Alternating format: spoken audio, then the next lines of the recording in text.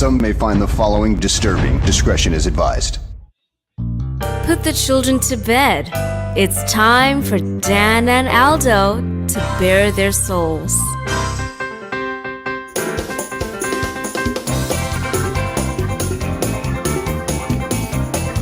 I love the Chicago Bears more than I do masturbating, and that is a lot.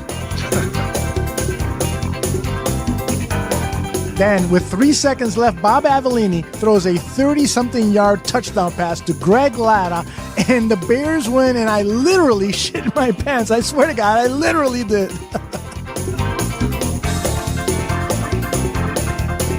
Eric Kramer, for me, I love the guy. He's a tragic figure. I mean, he embodies all that is. If they don't run the ball here, I'm going to vomit. I swear to God. Look, I don't mean any disrespect. He just didn't play that well. Not for a guy of his caliber. You know, they won, but I'm going to be miserable all week because they stunk.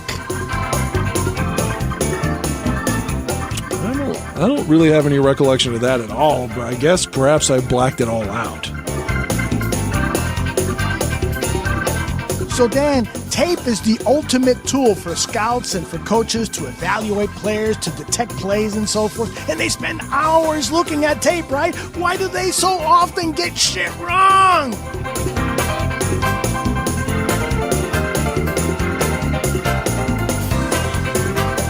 Ladies and gentlemen, Dan and Aldo.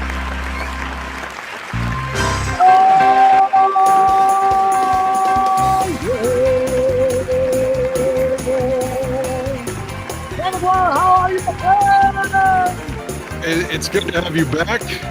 If for some reason I go running, it's not because I have to shit like Jeff Daniels and Dumb and Dumber. It's because the power keeps blinking here, and it's so ominous because there are no storms. I don't know what's going on.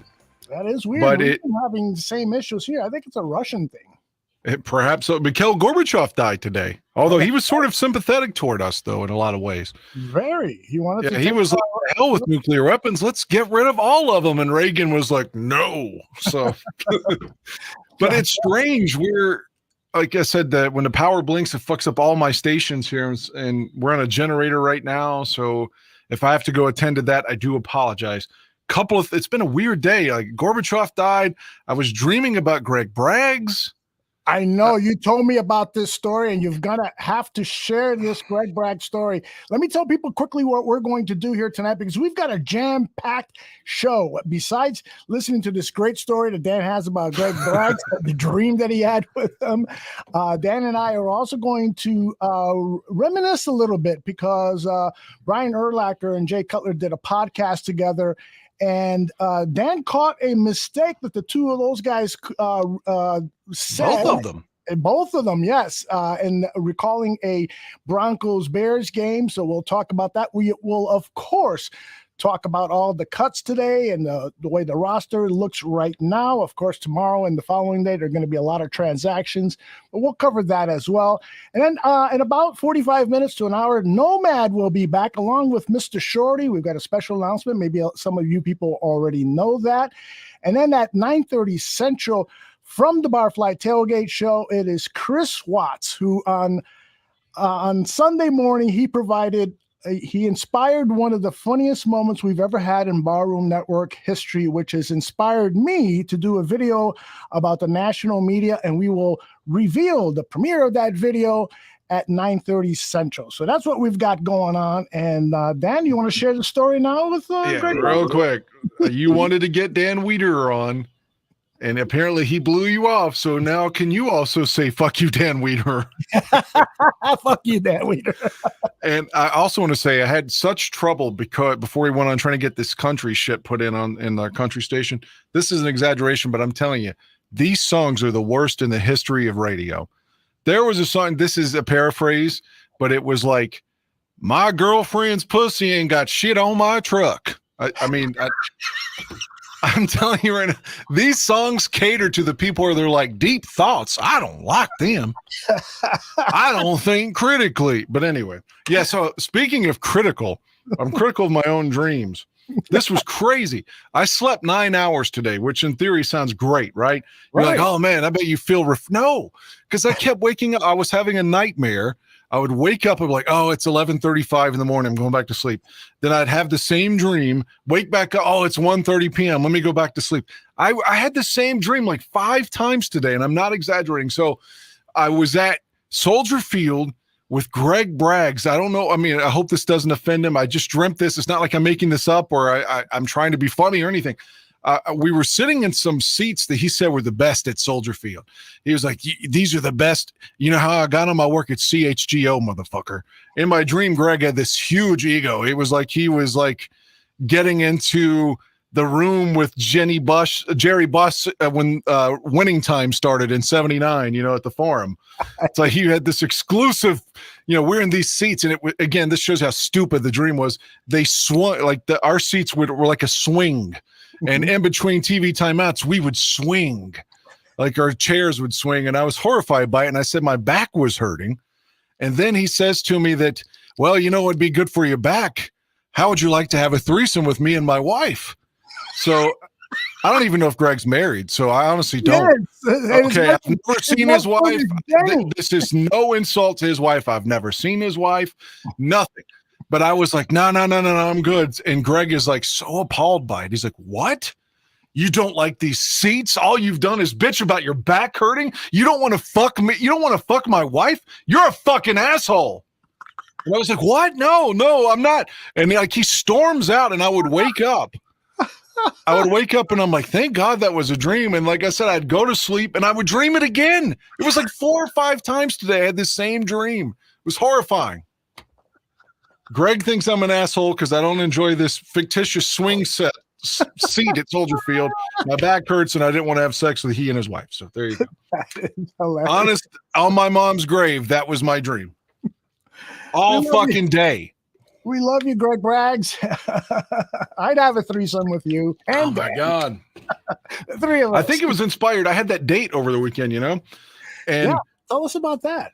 Well, I went to our local theater, like it's the closest to my house. And I remember I tell the story now that I'm so old that I saw Pet Sematary 1 at the theater in 89. And then that same theater, I saw the remake in 19. It's like 30 years later. But the thing about that theater is they've not changed the seats at all. It's the same fucking chairs since Reagan was in the White House, or at least Bush won. And we're sitting in those chairs and it's like hurting both of our backs, but eventually we found 2 seats that were good.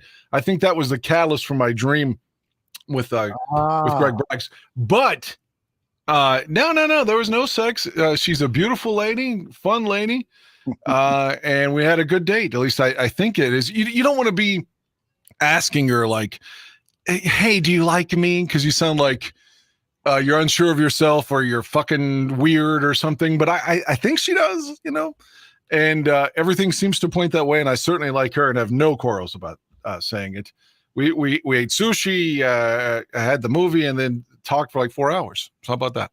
That is sensational. And I got to tell you, man, you should reconsider that offer from Greg. Look at those blue eyes on that guy. Guy's a good-looking man.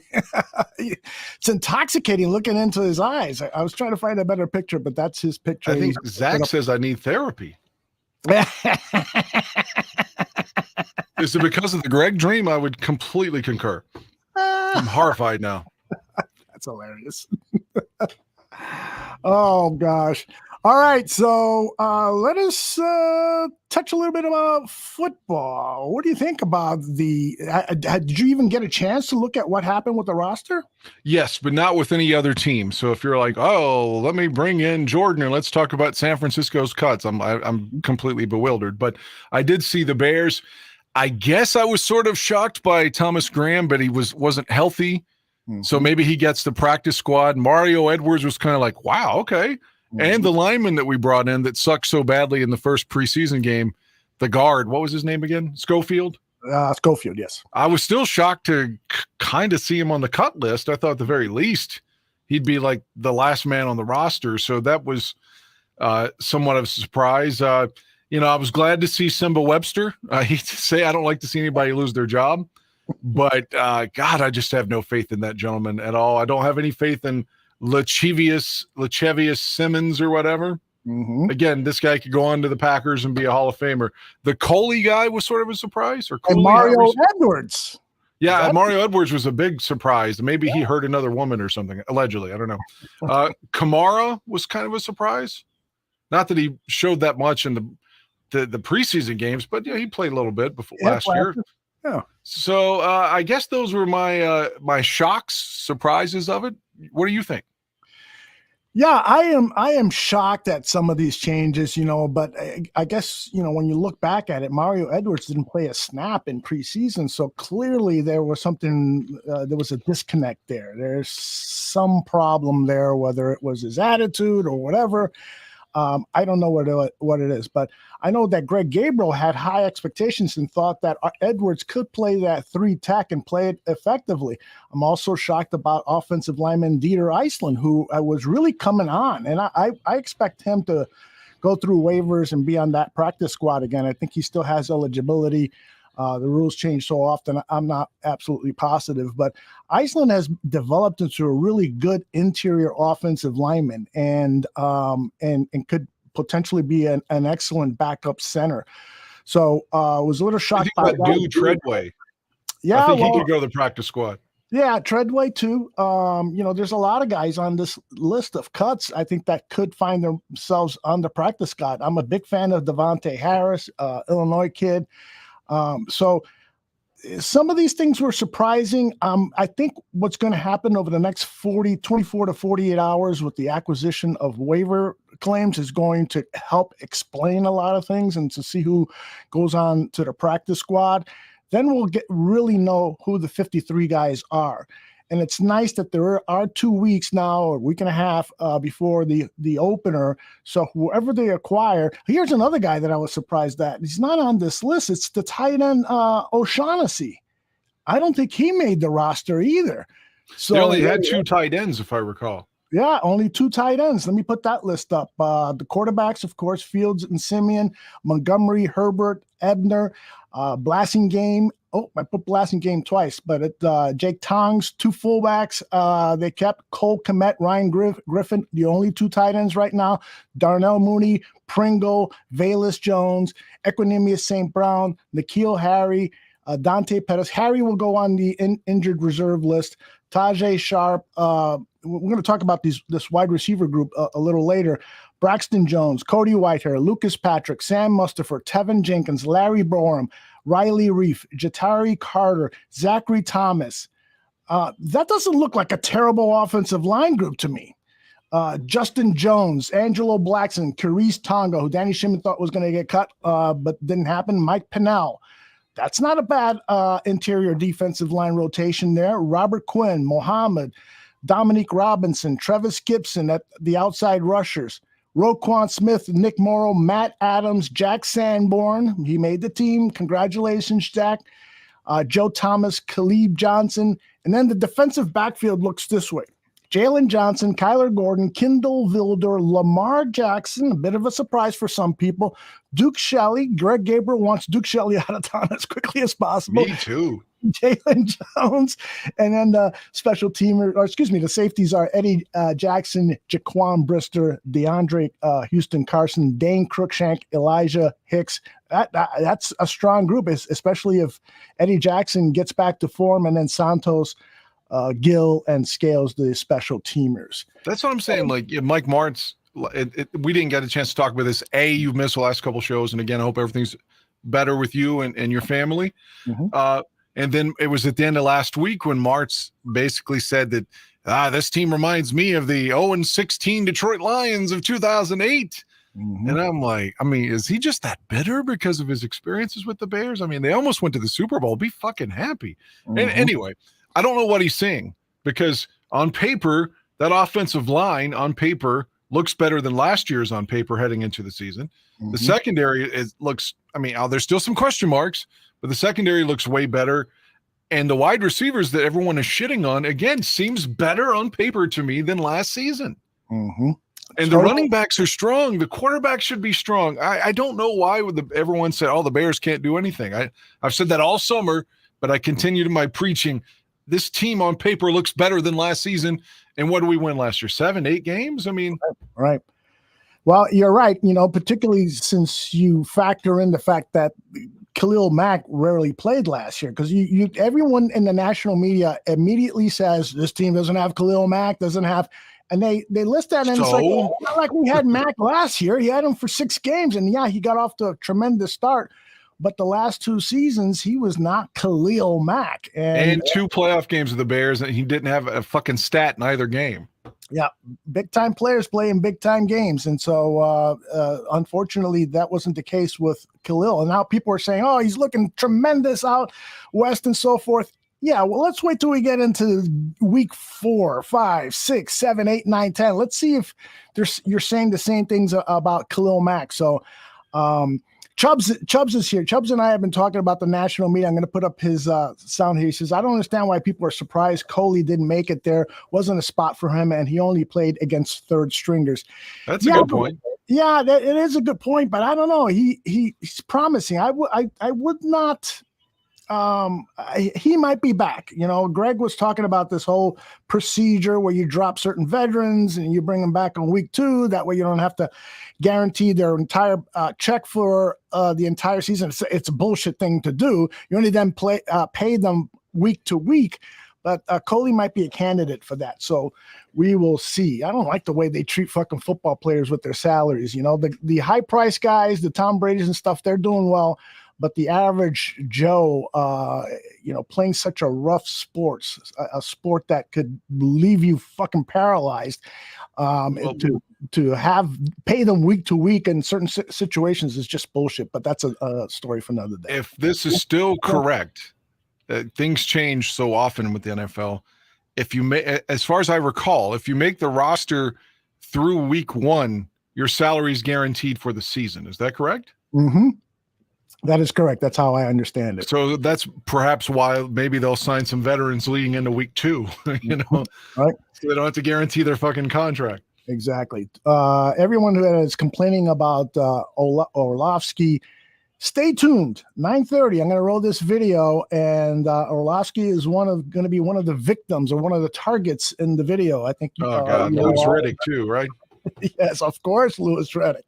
Louis Riddick used to be so praising of the Bears. It's like he and Matt Nagy must have had sex or something, because he praised the Bears, and then as soon as Nagy's gone, now he shits on the Bears. But go ahead. I'm sorry. No, I believe that he really wanted to be interviewed for that GM job. And when the Bears failed to call, he said, fuck these guys. I'm going to lay shit on them. And so everything that Ryan Poles has done during the offseason, he has shit on. And I think that's because he feels he could have done a better job than Ryan Poles. That's my theory. What do you think? I've met some women that are into things with shitting, so it kind of makes me uncomfortable when we keep talking about shitting. Now, your theory sounds about right. I mean, he seems like vindictive over something else. You ever have somebody mad at you and you think that it's like, man, why is he so pissed about this? I bet it has something to do with something else. Yeah. That's kind of like his criticism seems like it, like you said, the fire's coming from something other than Fields' play or the Bears' play. Yep. So. Absolutely. That's happened to me a lot. Why the hell are you mad at me? Like this mad, Yes, exactly. It's all built up hostility that I've earned over the years. Absolutely. It's like Brad Biggs. You're like, why are you looking at me this way? That's right. Imagine me being mistaken for Phil Toshin. Brad, come on. That damn barroom guy, he just keeps running his mouth calling me a fat fuck. By the way, you brought up women shitting. Has a woman ever shit on you or wanted to? No, but I had a woman ask me if I'd wear a diaper. I'm not kidding. That goes back to like 2019 or 20, but I declined. And then when I was like, I'm not really into duty play, she said, oh, no. This is I was like, what do you mean? No. You just asked me if I'd wear a diaper. And then she said something about pouring food in the diapers, eating the food off of each other. All of that just seemed repulsive to me. Yep. Jordan is asking, it is repulsive. It should be repulsive. I like to eat pussy on the rag, so I'm Mr. Repulsive. Yeah. But when it comes to shit, count me the fuck out. Or food off the genitals. No food on the genitals. Jordan is asking, man, really? You do? I shouldn't have said the rag. That sounds so redneck. I'm disappointed in myself. The cycle. Okay. But it's still gross. Jordan is asking, why do we care about the media, what the media think or says about the Bears? Jordan, generally, I don't. And I abhor some of the treatment that Orlovsky and Riddick have gotten on social media. Some of it is way past the bounds. But I do think that I think it's a strike against the media when they don't know what they're talking about. They have been critical about the Bears because they don't understand what is going on. The fact of the matter is that the 70 people who are in the chat room, the hundreds more who are on our other social media channels, the thousands more who will listen to this show on demand, they all know more than the Riddicks and the Orlovsky about the team. Those guys know about football, but about the team, they know what is going on. So, for instance, let me play this soundbite from Luke Getsy, who's talking about the process. The great Getsy. Oh, I love this guy. I tweeted out that this guy should do TED Talks because he is so fucking good. This is Getsy talking about the process of the team. We had this very well thought out plan of how we wanted to go this process to look. And we're going to stay committed to that process. I don't think this isn't like an elevation to a moment. This is part of the process. This is the stepping stone of, our goal was to get better and to apply pressure to our team on our own and the way that we installed it, the way that we implemented the offense, the way that we installed it, the way we came to training camp, the way that we performed in preseason. These are all the next steps. These are all steps to where we want to be. And so this next game, again, we're still pedal to the metal, and we're still challenging these guys every day, both mentally and physically, to play the play style that we want to play. But what you've seen so far, you believe the process is working? I believe we're in the process, and I believe that the process is, we're on track in the sense of I want to keep going. But in the end, the only way you really say you win is if you win or lose, right? And so we haven't won or lost a game officially yet, but we're going to stick to the process. We believe in the process, and the guys believe in the process. So could I answer, please, the initial question? Mm-hmm. This would be like, why do we care? Why do we care what the media says? Because they shape a narrative.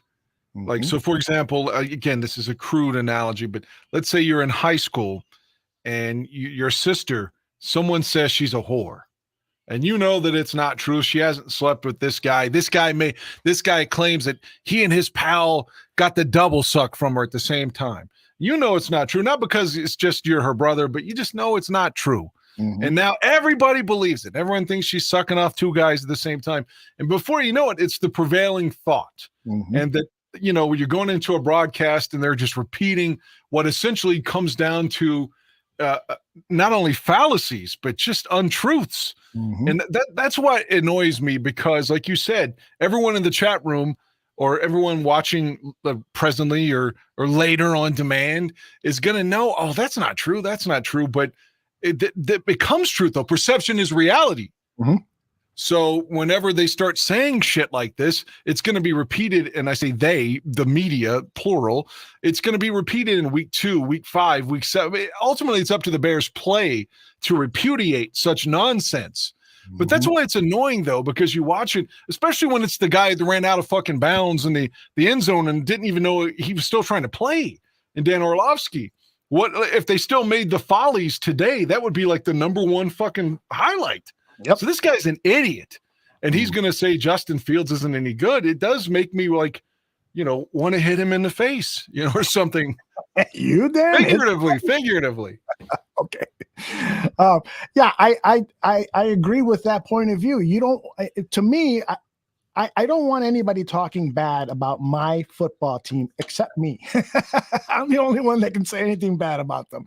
But it as you said, it establishes this narrative. People start to believe it. It starts to be spread. So everywhere you go, you turn on the TV. When I was a kid, I would turn on the TV to watch highlights of my team and hope that the national media, Vince Scully was saying something good about the Cubs, and this guy was saying something good about the Bears and so forth. I would hope for that. And there's still a part of me as an adult that wants that. I want our team to be praised. And so when they are not praising the team and it's unfair praise, then that really bothers me. Do you think that these guys who are making hundreds of thousands of dollars a year, in some cases millions of dollars a year, listen to any of these press conferences, really know what this coaching staff is trying to do, that they have developed a process to develop these players step by step to get them ready for the NFL season? So when Louis Riddick mocks Justin Fields for saying we're not ready to play yet, which is something he said in the OTAs,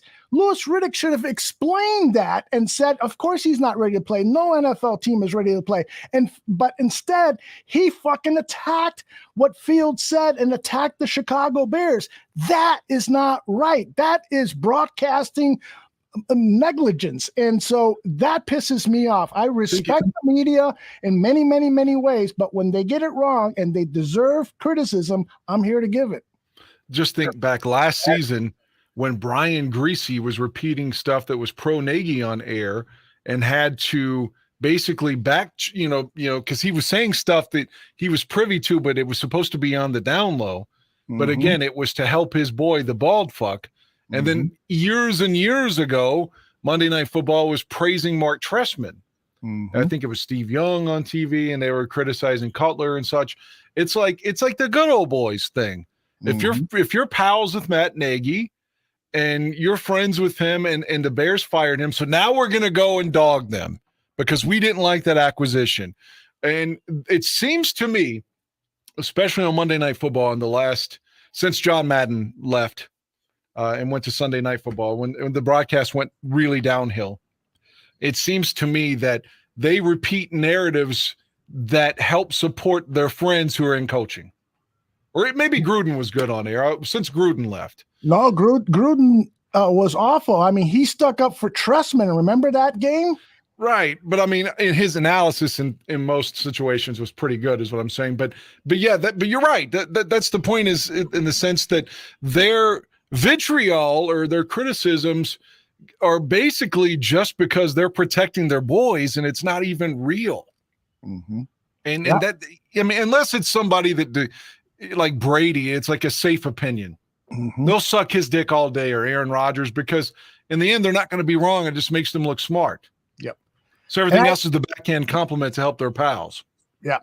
And I agree with what Jordan said in that last thing. It's screaming at them on social media isn't going to change anything, but I understand, it can be cathartic for someone, because again, we're so pissed off at them. They're getting this wrong. And so it's cathartic to yell at somebody. It's better yell at them than your dog. It's a way to have some sort of accountability, even though you're just being a keyboard warrior. I'm not trying to say that you should be a tough guy on Twitter because you're at your house. Right. But it's also, finally, if this were 30 years ago and we were so mad at, announcer X or whatever, if we were like, Merlin Olsen, you motherfucker, like you couldn't reach out to Merlin back then.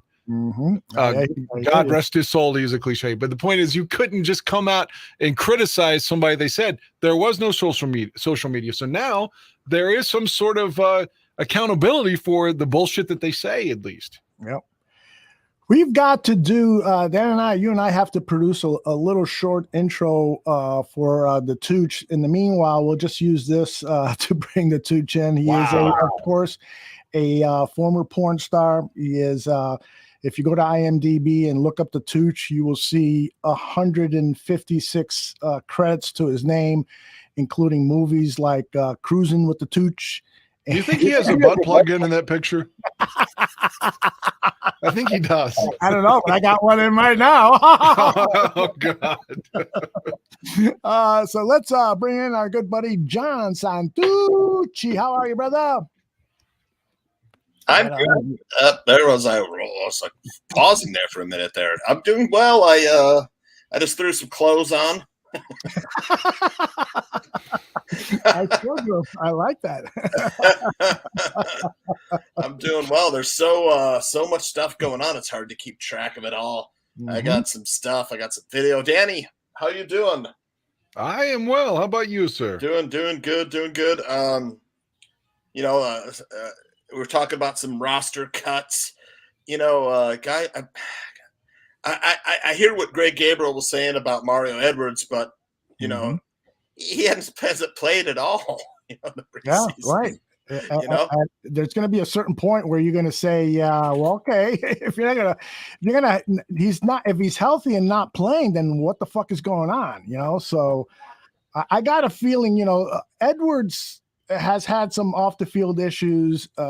Dan has talked about them and so forth, and so maybe it had something to do. And I'm just speculating. I don't have inside information. Maybe it had something to do with the fact that they didn't want a guy like that around who has allegedly hit somebody. So I don't know, but it was a surprise to me because he played well last season, and so it is what it is. Any of these other cuts surprise you, Tooch? Yeah, I thought Edwards would probably be playing some 3-tech.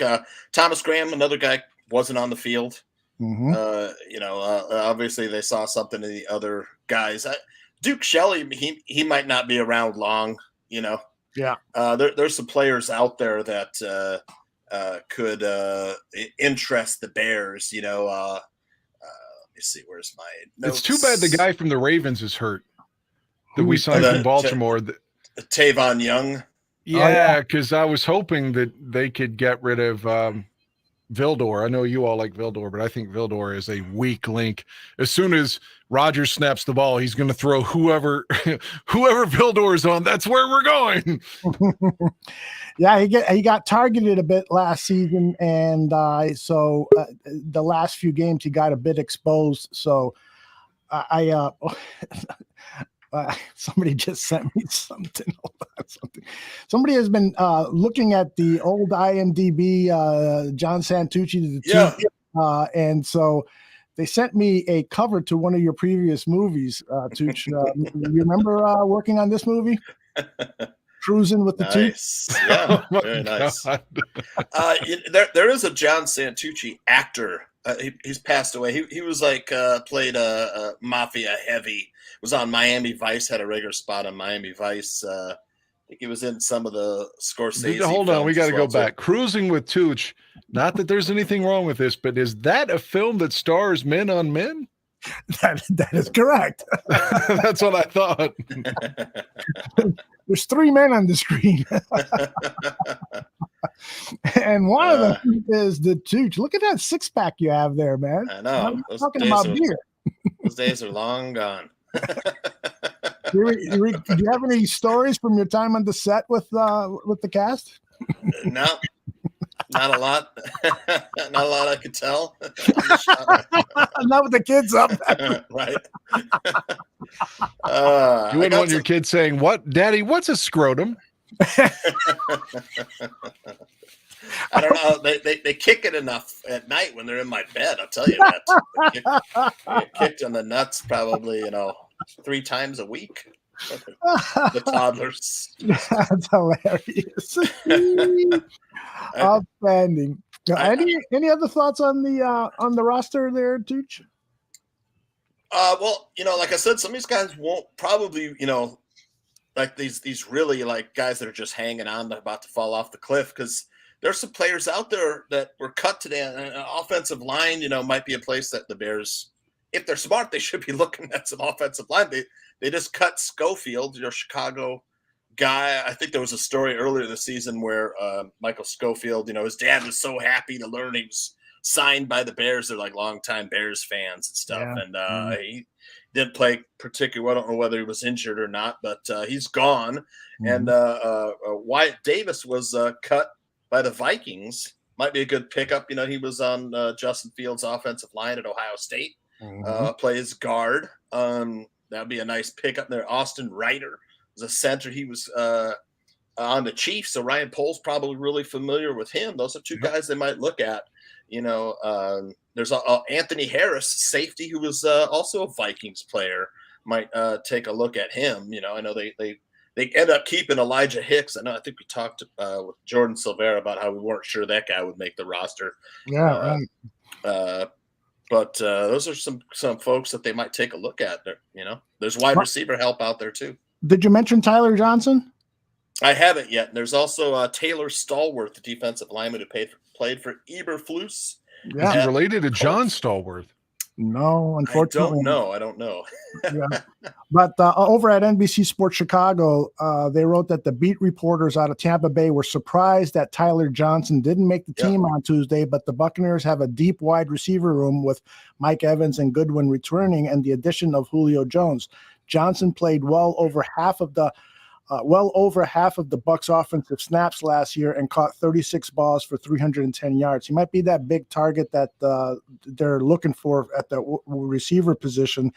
The other guy that is kind of interesting in this NBC Sports Chicago article is Alex Leatherwood, the offensive lineman. I know that Jordan likes him a lot. He was a first-round draft pick, out of Alabama, but didn't have a great rookie season, was flagged for holding and false starts 7 times last year, but the Bears might bring him in and take a look, or he may not even make it through waivers with so many teams looking for offensive linemen. He might be one of those early guys. So Steven says Leatherwood should clear waivers before anyone wants to sign him. So we'll see. But Leatherwood might be an interesting guy, but I don't like guys who are jumping off sides. One of the many admirable things about the Chicago Bears in those 3 preseason games was the lack of penalties. And as Greg said, for a new coaching staff to get that kind of discipline out of a bunch of new guys, many of them who have never played together before, that's an incredible achievement. This coaching staff deserves all of our praise. And, I hope they continue to do a great job during the regular season. That's a narrative that the national media should have been on. They should be noticing that this coaching staff is doing great. Have you ever heard Riddick, Orlovsky, Rick Eisen, Peter King, any of those motherfuckers talk about this coaching staff and the commendable job they're doing? See, that kind of shit pisses me off. So they're quick to say the Bears are going to be the worst at this and the worst at that, and they haven't given Justin Fields anything. In fact, some of the people criticizing they haven't given Justin Fields anything were the same people who were criticizing Justin Fields before the draft. Also, you can't expect these guys to cover all 32 teams. There you go. It's only their job. That's right. That's why we created the Barroom Network, because they don't cover 32 teams. And it is their job, but it's actually a hard thing to do and still have a life. But Stephen A. Smith is famous for saying something that was old news a year ago. Guy's not on a team anymore or whatever. Right. I don't know, Dan. How do you feel about it? He mentioned Stephen A. Smith. He and Mike Greenberg and Howard Stern are all famous for taking 200 days off a year vacation as well. But yeah, are you asking me what I think about the roster or the specific guy that we were talking about that got cut? What's the question? I'm sorry. I was just asking you about again I guess I repeated the question to you about the national media not paying attention to this coaching staff. Right. Well, again, I don't know if it's so much about Eberflus is they were friends with Nagy, it seems to me. That's my opinion, which is no way to substantiate that, but it feels like their criticism is aimed at protecting the bald fuck. Mm-hmm.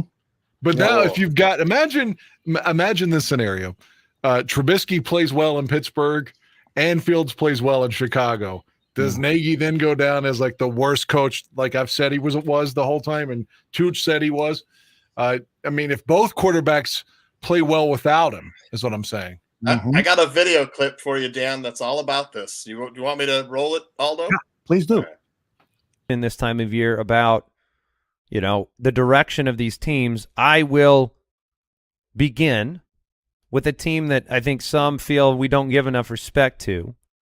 What? But I think respect is earned. And That's they true. earned it today, which I'm going to say My good vibes candidate is the Bears' offensive performance for the final preseason game, because you saw a super impressive Justin Fields. Let's start there. Yeah. Went 13 for 13 from a clean pocket for 145 yards and 3 touchdowns.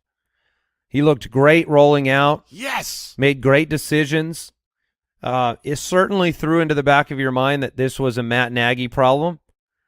And yes, it's one preseason game. I'm not going to overstate it, but this is good vibes, right? Right. And you don't get better vibes than 13 for 13 from a clean pocket. That is impressive there. It's a Matt Nagy problem, Dan, just like I said 3 years ago or 2 years ago. And so Riddick won't criticize Matt Nagy. Riddick won't say, yeah, this was a Matt Nagy problem, because they're buddies, like you said, Dan. Yeah. Not to tug on my own cock, but see?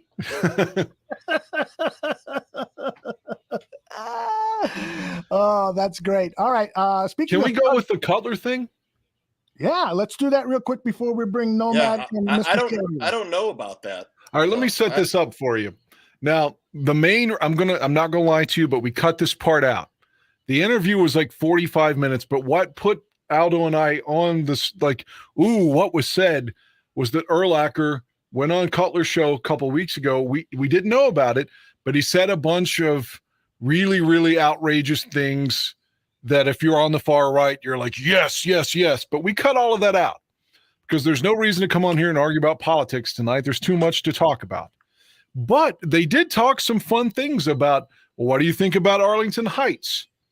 And they have some recollections of that game with Jay as a Bronco against Urlacher in 2007 at Soldier Field, but both of them have false recollections. Mm-hmm. They both think that Kyle Orton was the quarterback and that the touchdown went to Mohsen Muhammad. They don't remember how the game ended. I'll tell you how everything really went down after the clip if you want to play it. Yeah, and I just got to say, only Dan Aguirre would reach into his memory bank automatically and say, yeah, they got that wrong. Because that game was really exciting to me. I love that game. I'm glad that you brought this up, because when I actually put some highlights of the game into the clip that's going to be shown here, and I've got the highlights of the winning touchdown, so you can talk about that afterwards, Dan. When I saw that, I said, oh, my gosh, yes, that was the Todd Sauerbrown game where he says, we're going to pick Devin Hester. Fuck him. Yeah, and again, Todd Sauerbrown played here at West Virginia, had a punt that went 97 yards in college, even though 30 of it was rolling on the ground. So the Bears were like, oh, let's draft him in the second round. They had this grand plan that he was going to, like, coffin corner everyone at Soldier Field. And needless to say, he was a complete unmitigated disaster with the Bears. So years later, I've always hated this fuck because he was a second-round pick for us. And from here, and then he's beating his chest about how he doesn't respect Hester and he'll just kick to him any fucking way. And he does all day. And Hester returns 2 for touchdowns. That was fucking brilliant. I'll never forget Greg Gumbel on the call saying, when it's something to the effect of, can this really be happening? And Dan Dierdorfer was like, I don't get it. Why are they kicking to him? So it was a fun game all around. I think Greg Gumbel's a tremendous announcer. Is he still with CBS this year? I believe he is. Yes, he is. I love Gumbel. He usually has inferior partners with him, though. Yeah. All right, let's play that clip. This is 1 minute and 13 seconds, and then the second part of when they're talking Arlington Heights and a couple other things, I've got it saved as a second clip. So let's just focus on the Broncos-Bears game. What year is this? 2007. Okay, all right, here it comes. What was your rookie year? 2006. Okay, we didn't play all that. Well, we played you in Chicago 2 years later. Unbelievable game. Oh, man. Yeah, that was a good game for y'all. You guys scored like 38 points on us. And lost. Right? And lost, yeah. Was and it KO? Was KO our quarterback? Yep. I think it was Kyle. Yep. But we kept kicking to Hester. Oh, we had 2 back that game, right? 2 back that game. And I was heated because I think we went up. We kept kicking to Devin, and he just just gone. It's like, what are we doing here, guys? So he returned 2. You guys tied it up with almost no time left. We went to overtime. And you guys went. We didn't even touch the ball. You guys went the length of the field, and Kicked the field goal. And no. It was touchdown. I think it was a touchdown, but I think to tie it. I know what happened to tie it up to go into overtime. Who was the receiver then? Big dude. Came from Carolina. Moose Muhammad.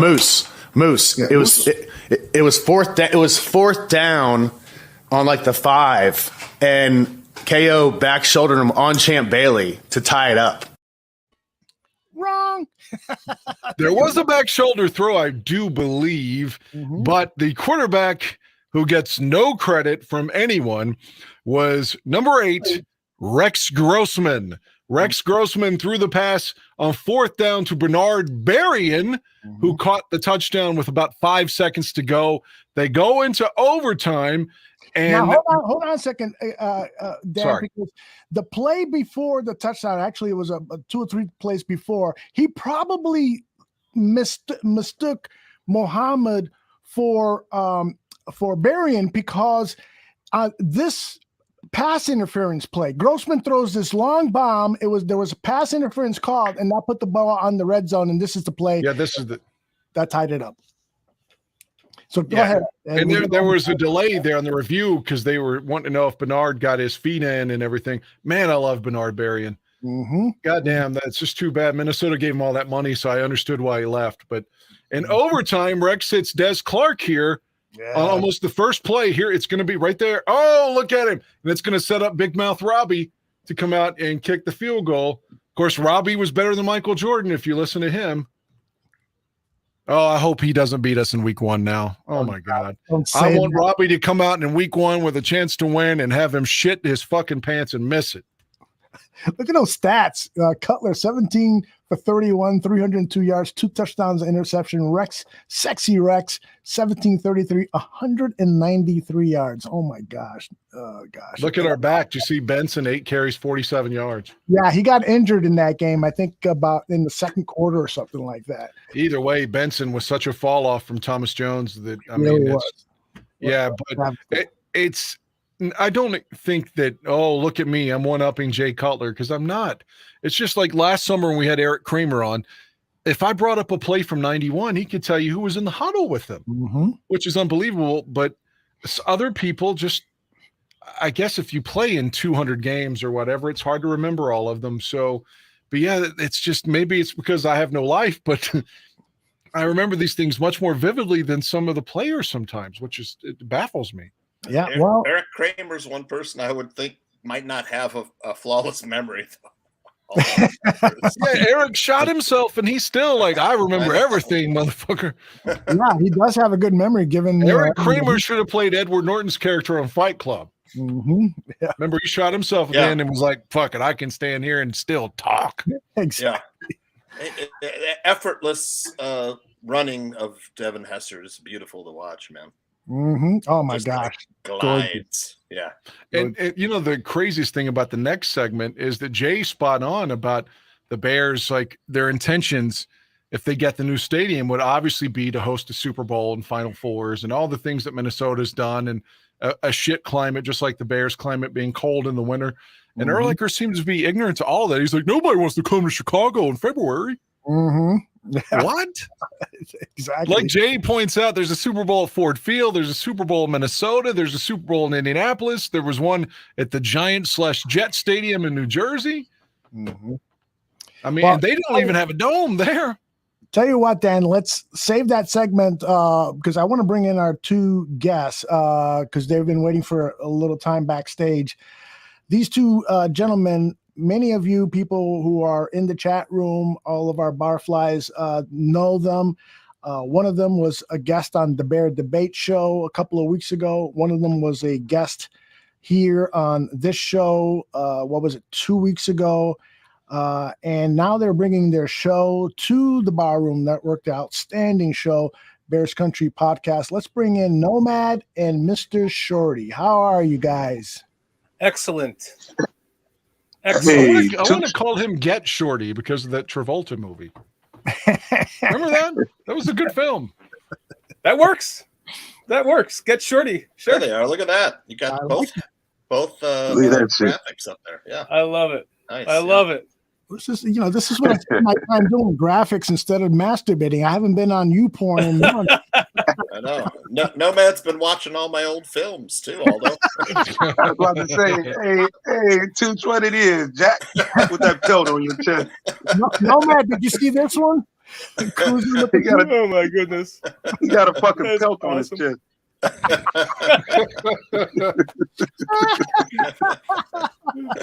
That is awesome, man. Awesome. I did let the cat out of the bag and told everyone that Mr. Sciorty and Nomad are coming over to the Barroom Network. Mr. Sciorty, let me turn it over to you and Nomad and just tell us exactly what we've agreed upon and what are you going to bring to the Barroom Network and whatever you want to say. And don't thank me for anything. And people don't want to hear, oh, it's always a great guy. Actually, go ahead. Talk about how. If I could just start by saying, you fucking suck, Aldo. Thank you. Fuck off. You sound like my wife. I don't appreciate any of this shit. I wish you were good for something. But to the truth of it is, thank you. You are an inspiration, and now you are a guiding father. And it's amazing to have you have us be a part of your network. We're going to be doing Monday nights, Bears Country podcast. Aldo is going to be reproducing all of the graphics and making it look professional and beautiful. And we're going to do the Monday night slot, 8 p.m. Eastern time, right? For an hour during the baseball season. And then after the baseball season is over, we'll have a little more freedom to go longer than an hour. Yep. But we're also going to remain our own entity on our own channel. And we are going to be in association with Barroom Network on our own channel. So please make sure you jump over there, like and subscribe, because we're Nomad and I. When I first started doing this, it was just by myself, and I needed a Dan. My Dan is my best friend that I've known since I was 8, and he wouldn't do the damn thing with me. And Dan, every time I listen to you, you sound like a mixture of him and I, and I just immediately fell in love with you. I have a bromance with you, bro. It's awesome. That's fine with me. We could do that thing where you take your cocks out and bang them together. Sure. We could cross No, swords. for real. I appreciate everything you said. Thank you so much. All jokes aside, I'm just deflecting because I just feel like I'm a guy and I don't really deserve any kind of praise like that. You're on a network, bro. Well, it's not false humility. That's just the way I really feel. So my natural instinct is to deflect it. But thank you. That's why I say you're like my BFF. You know, I hear you, Dan. I don't blame he wouldn't you, do man. the show with enough me. Of this ass rubbing. Let me just finish because this is my fucking introduction. Nomad, hold on, you get your turn. And then I just I had Nomad on, and Nomad we instantly had this connection, and I was like, this guy, I cannot let him leave the building per se. And he jumped right on, and since then we've been getting to know each other. The podcast has been getting better. We're getting to know. We're jiving off of each other. We're becoming more of ourselves. You know, Nomad was him on your show last time. That's him, and I'm getting to be that point with myself too. So it's been awesome. Thank you very much, Nomad. Go ahead. Enough with all that bullshit. On with the show, Aldo, you fish-eyed fool. That's my man, Nomad. Love it. I love it. Listen, I am so thrilled because these guys, they've done, how many shows have you guys done? 3 together? 4? Us? Gosh. Yeah. May I apologize and just say, Tooch, I love you too, bro. I didn't mean to leave you out. I apologize. Thank you. Thank you. You got we've done quite a few. Oh, okay. I didn't know you. I've watched 3 or 4 of them, and the chemistry between you guys is brilliant, and it's getting better and better. And that's one of the reasons I want you guys here at the Barroom Network to display your wares. And it's a win-win. I get the benefit of their talent on Monday nights, plus we can help their other site grow. They're going to be promoting what they're doing because they're going to do other things on their other site, and they'll promote them and so forth. So it's a win-win. And we're going to talk about what Tooch is doing later in the show, but it's a win-win for Tooch and the Bar Room too. So this is what we're about here at the Bar Room Network. We're about giving opportunities, growing together because we're better together. I see so much talent out there. People trying to get into the podcast business, people who know more about what's going on with the Chicago Bears than the Dan Orlovsky's. Again, right. Orlovsky knows how to quarterback. He can break down plays. He's outstanding at that, but he doesn't know what's going on, like Mr. Sciorty and Nomad. And so having them on Monday night talking Bears football is just a delicious thing for us, and we should all be very happy about that. And the best part about it is that I decided to start to do this before the season started. I had to have that first podcast out before training camp started. And I did it the Monday before. And now that we're getting into the season, now is when the juicy parts come out. Now is when it gets fun. Now is when you're talking to some Bears fans. The whole reason why I started this, and now Nomad and I are like, we're co-doing this together, man. And we're going to knock this shit out of the park. And everyone's going to love it, and we love you guys. Can I ask you a question? Yeah, I'm not shitting on it at all. Just what's the genesis behind the name Country? Like, why is it Bears Country Podcast? I told you to take it out, didn't I? Did you see that? You see the banner? Is it that you're in Bears Country? Okay, I thought you all were saying like you lived in like where I do. Thank out you. in the middle of nowhere. Oh, fuck off, Dad. Dan, did I say Dad? Dan. I thought you were gonna say like you lived in Missouri or something. The same goddamn thing went through my head. I was gonna call it like the Bears something, and then I looked up. It's actually a copyright of the Bears, so I was like, I don't want to even try to. Aldo's fuck with been that. through that already. I didn't even want to try to fuck with it. So then my wife's like, that banner behind you says you're in Bears Country. Why don't you just say? Hey, why don't you just call it Bears Country Podcast? And the funniest thing is when I had to go to Florida and I had the backdrop right behind me, Nomad was like, hey, what's changed? You got that banner? And I'm like, no, the fucking banner's been up there the whole time, man. Like, just look behind me. And it's funny because Dan, nobody gets it. But to the country point, I thought the same thing. Everyone's going to just think, oh, country, like Bears Country. But it's more like you're in Bears Country. And it doesn't. It hasn't on there too. It hasn't translated to your point, Dan. It hasn't translated. All right, we get that. But I thought it was some Deliverance shit at first when I first seen it. It looked like some shit from Deliverance. I'm like, who the fuck? Bears Country? What kind of shit is Bears this? Country starring Keith Urban. I know, because I like live in the country in Georgia, So I I'm like I feel like. There's country boys. I thought all it was around banjos and bonfires and shit. Yeah. I hated it too, but it was like I thought people would get the connection between the fucking banner in the background above my head and actually get the two and put them together. But maybe if you make Bears Country one word or something and put like quotation marks around it. No.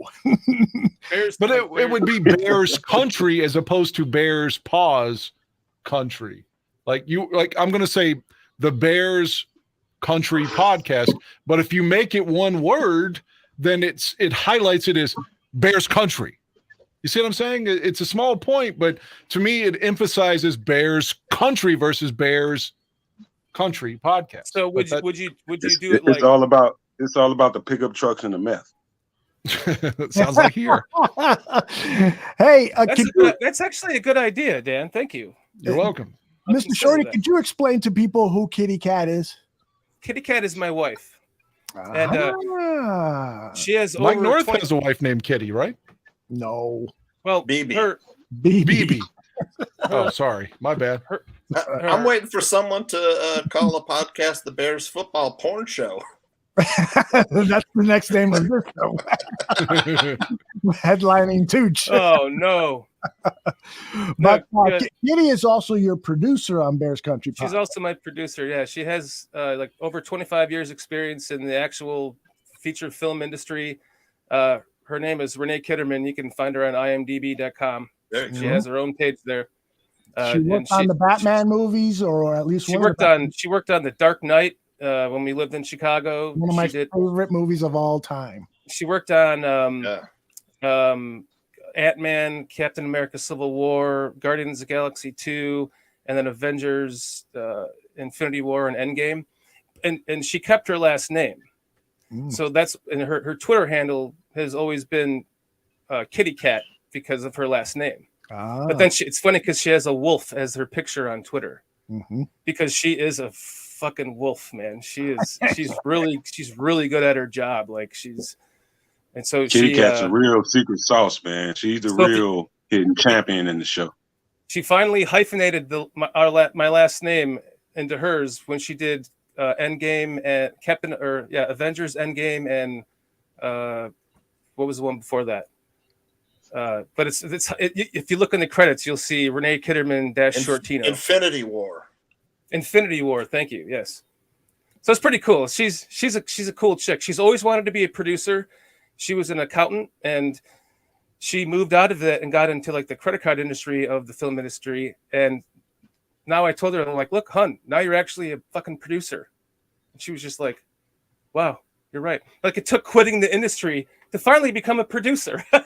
And ironically, I mentioned with you the movie Get Shorty. That's Travolta becoming a movie producer when he was quitting the mob. So that's right. Holy shit, Dan! Dude, I love I you, had man. I had no background with your wife at all, and her work, her impressive resume. So I mean, they kind of. I have to call you Get Shorty now. Fuck it. Yeah, I agree. I like that. By the way, I'll have to change my Scream name. Are we going to see Kitty Cat on the Monday night edition of Bears Country? Nah, I think so, man. Right now, she's getting paid in food stamps, and if she want to come out there, she can come out there.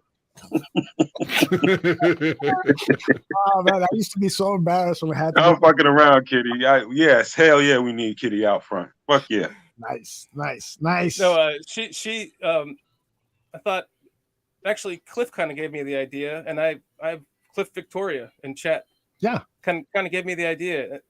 It's true. Like he's like, you should bring Kitty on the show, and I was like, you're absolutely fucking right. Exactly. And I was, women don't like to, women are, they don't want to put themselves on camera because they're always like, But so, but she agreed to do it. She was going to do it on the previous show we just did Monday, but she had a massive allergy attack, and it was a terrible sight. So she couldn't breathe. She couldn't. Her whole face was like swollen, and it was just she couldn't do it. So, barring anything like that happening, she's going to do the openings to our show, and this would be kind of cool. She's going to introduce us, and we're going to have a moment with Kitty. It's going to be fun. I love it. All right, you guys want to talk a little football? Hell yes, let's do it. All right. Just off the top, Nomad, why don't you start and let us know what to you was the headline of today's roster transactions, players that were cut, players that were kept, knowing, of course, that there's more roster manipulation happening over the next 24, 48 hours or so. They went all in on youth. And they really went in on youth. And not only that, they kept all 11 of their draft picks. And that means that doesn't mean all of them are ready to play right now. That means they're bought in to be able to grow these guys and get them in a position to reap the benefits of what they invested in those guys, man. And I can't wait to see that's going to be some juice coming out of this team, man. It's just going to be exciting, man, because when you go with a youth movement on a football team, you're talking about a bunch of guys that's all around the same age and have the same interests and it's just going to be good. That's just one of those hidden little things about this team, including the buy-in that's going to surprise a whole bunch of people. That's why they're so, optimistic behind the scenes. Like if you would have seen, everybody should have seen Justin's interview. I think, what's her name? Courtney Cronin. Yes. Courtney Cronin and then Mooney's presser. They kind of gave you a tell of how the behind the scenes confidence is. Everybody's up here and out in social media talking all this shit about, their receivers and what they don't have, what they have. It's all a bunch of bullshit. Those guys are confident in each other. And that's all the fuck that matters. When you have 100% buy-in and those guys are confident in each other and you got a team full of young guys, watch out for that juice, man. It's gonna be fucking kinetic out there. I guarantee you. Love it. I love the word kinetic. What do you think, Mr. Shorty? Man, I agree with what Nomad's saying. Is like I'm the eternal optimist about the Bears, and listen to your guys' show over the course of time, and just I agree with everything that you guys have been talking about. And Dan, Dan, you've been so optimistic about the Bears, and this has been my record for a while. And for a minute, I've been preaching it.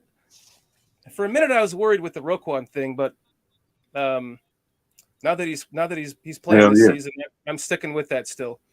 But to what Nomad was saying, they went with the youth.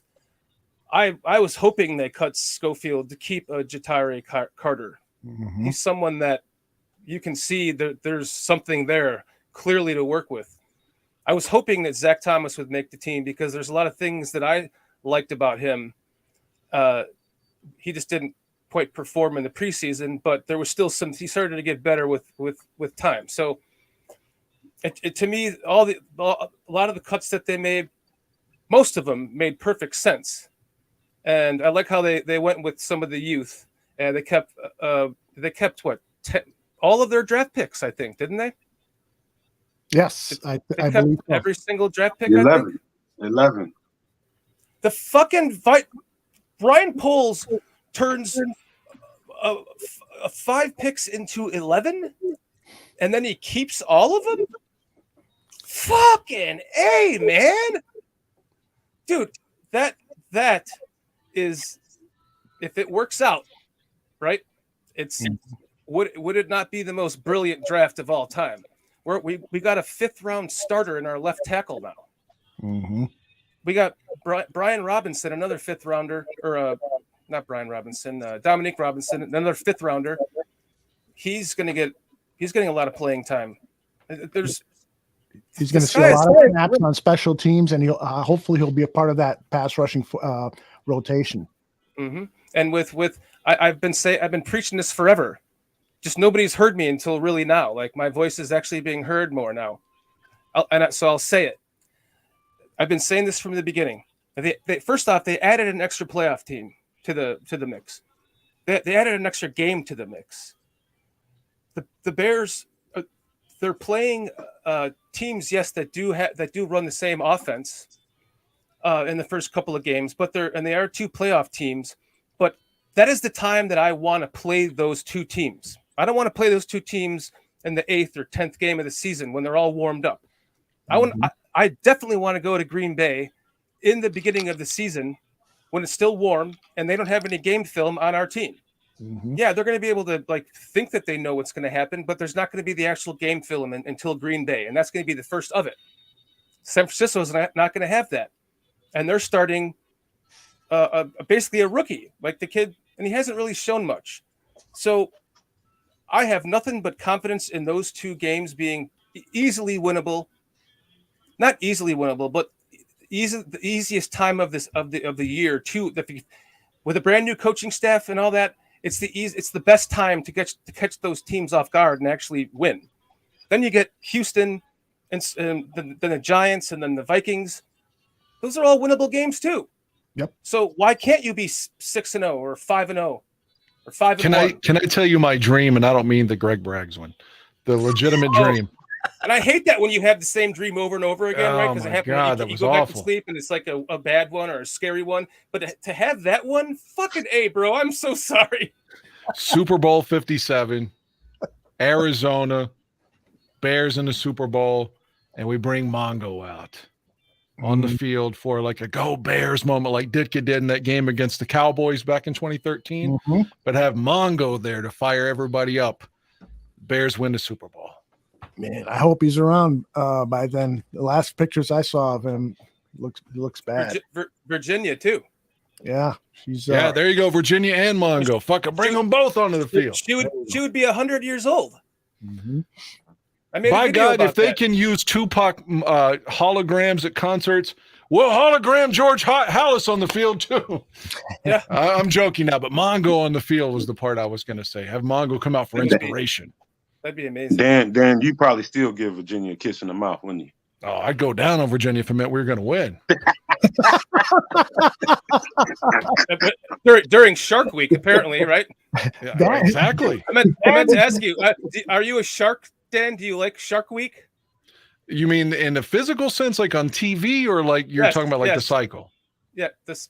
No, I don't watch that shit on TV. Like Shark Week and I thought that'd be really ironic if you like Shark Week and you like. How different could Shark Week be in 2022 from like 5 years ago? It's the same shit. It's a bunch of fucking sharks.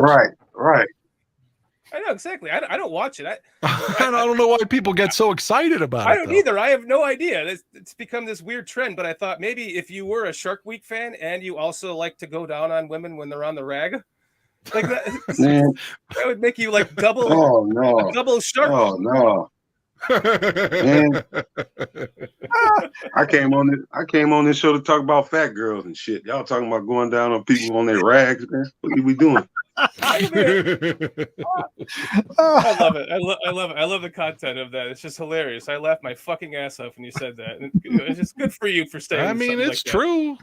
You know what I really would like, especially if it's true. Good for you. If I ever get a lady pregnant and she sees it through instead of aborting, not trying to talk politics, I would want her to just douse me in lactic milk too. Just to, my mom thankfully did not breastfeed me. I'm so happy for that. But maybe That's probably why you thirst for it now. And you're yeah. But just douse me in that shit, man. Just squirt it all over me. Wow. Yeah, you probably don't even drink like cow milk, right? No, I love milk. It does a body good. Okay. Here comes a fucking weird. Nomad, were you here earlier in the show when Dan said that he had a girl asking him to wear a diaper? What? I was, yeah. Man, what kind of West Virginia fucking shit is that? Hey, I declined it. Nah. Well, I got to respond to Jordan. Jordan's calling this nonsense, but our podcast is Dan and Aldo Bare Their Souls. This is the Rated R show, so we talk about things like this. You could not be creating the more perfect content. Yeah, well, Jordan, obviously everyone's not down, though, you know? Jordan, calm down with your fucking church clothes on, man. Chill out.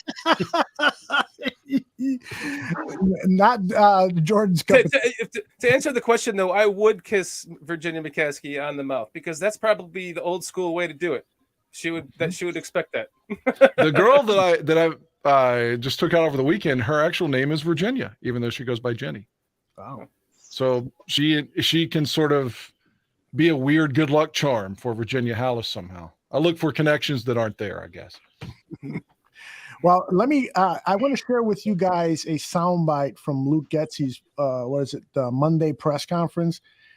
I'm so impressed with this guy. He is honest. He is totally honest. So he was asked, what some of the good things he shared with us, some of the good things and some of the bad things about the Bears. I was pleased with the process and the play calling into the huddle and the snap to the line of scrimmage and the motions and the lack of penalties, and that carried over to preseason 2, and I thought he got even better in preseason 3. So I think that part of it we were all pleased with. But there's a ton of improvement that we have to get better at if we're gonna play better talent, play more looks, all the movement you're gonna get, and so.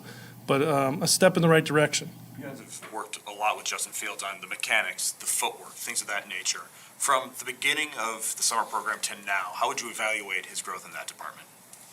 Yeah, I mean, from then to now, it's obviously tremendously improved, but nowhere near where it needs to be. He's got a long way to go there, but he's working his tail off, and I think, he reaped the reward of listening to his feet, and the timing and rhythm was good most of the night. We've talked a lot about pocket presence. That's something that a young quarterback has to grow through. And, I thought that showed up, and he did a nice job with that. And he had the escape on third down that, he knew time was up, and he made the most of that play too. Now, Mr. Sciorty, what do you think about that candor of our offensive coordinator? I love it. I love how he speaks. You can tell he's speaking just like he's a coach. He's a good coach. Mm-hmm. He's he knows exactly what he's doing with these players. There is definitely a process to this, and you can tell how organized he is that in this dialogue. And you trust him with that. And you get that from every coach I've heard, not just him. And he's just a perfect example of the coaches that hired him, that much more confidence in them, in Eberflus and him himself. Plus Alan Williams, the same thing when you hear him talk. But to Getsy, like you really feel like you know that he's building this offense to be something special with this, and it's because of this quarterback. And to me, we've heard everyone shit all over Justin Fields, shit all over the Bears, just like you've been saying. You said earlier tonight that what the fuck? Like, seriously, just back off. It's almost like, I like how there must be some narrative behind it. Like there's some kind of power within the Nagy situation or whatever, like you were saying, Dan. There's something to all that works its way through the webbing of the branches of the trees, and it gets to that point. We all know how that works. It's as simple as Twitter. So just to finally see that this team play that game in the first quarter. I mean, 14 of 16 for 156 yards or 256 yards, and 3 touchdowns and a 146.9 rating. If you put all of it together, it's like if it was one game, the entire preseason would be like 7 incompletions, and the stats would be amazing. You'd be happy with that if it was one game. So I'm just jacked from where we're going with this coaching staff and what he's going to be bringing out of this team, because and it'll suck because he might get plucked from us, but I feel in my confidence is that the head coach we have he has the next guy already on the team to replace him if that would be the case. I'm done. Oh, absolutely. Nomad, before I get your comments, why don't you listen to Getsy talking about Justin Fields' development, and then on the other end, share your thoughts. As you're talking about him growing as a young quarterback, his leadership skills and the bringing that unit together has been really fun to see, not just in preseason, but throughout this whole thing. And I think when you're able to go out in 3 preseason games and show these guys you're ready to command the huddle, call the plays cleanly, go out and execute high level, I think all that stuff just gives other people confidence. My favorite part about being a huddle team is that the quarterback gets to look 10 other people in the eyes, and then they get to feel what they feel from him, right? And there's zero hesitation in them, so I think all that's good. In that regard, obviously, the best quarterbacks make their teammates better, whether one way or another. Just obviously, it's a very early stage, a formative stage. But do you see that in him? I don't think I'm in any position to make predictions like that. But what I can tell you is that the guy works his tail off. He exudes confidence in himself, which then helps others feel confident. And so I think that part of it is a special quality that he has, and then you match that with the work ethic that he has. He's making sure that he's doing more than anybody else, and then those guys just get attracted to that and they want to be a part of that. Go ahead, Nomad. Well, I think he's being complimentary and challenging at the same time with his statements. I think they're measured, and I think that comes from the top. And I noticed something, and there's uniform through all the press conferences coming from the coaches, that it's always challenging. It's always challenging the guys. It's like sending a message to the locker room. Everything is up for grabs. Everybody's in competition. That's kind of the energy you get from the press conferences, and I like that. And I like the fact that, guys don't feel secure about their positions, even whether it be Tevin Jenkins.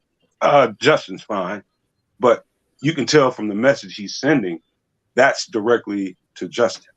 It's not, coaches don't really want to come out and talk to the media. The players don't. You may have a handful of those guys in the locker room that kind of turn on when they see the cameras, and they kind of gravitate to that kind of thing. But most of them don't want to fucking answer this shit. They're out there because they have to be. And I think the tactic is to go out there and be complimentary and challenging at the same time. That's what I get from the whole thing. Dan, what do you think?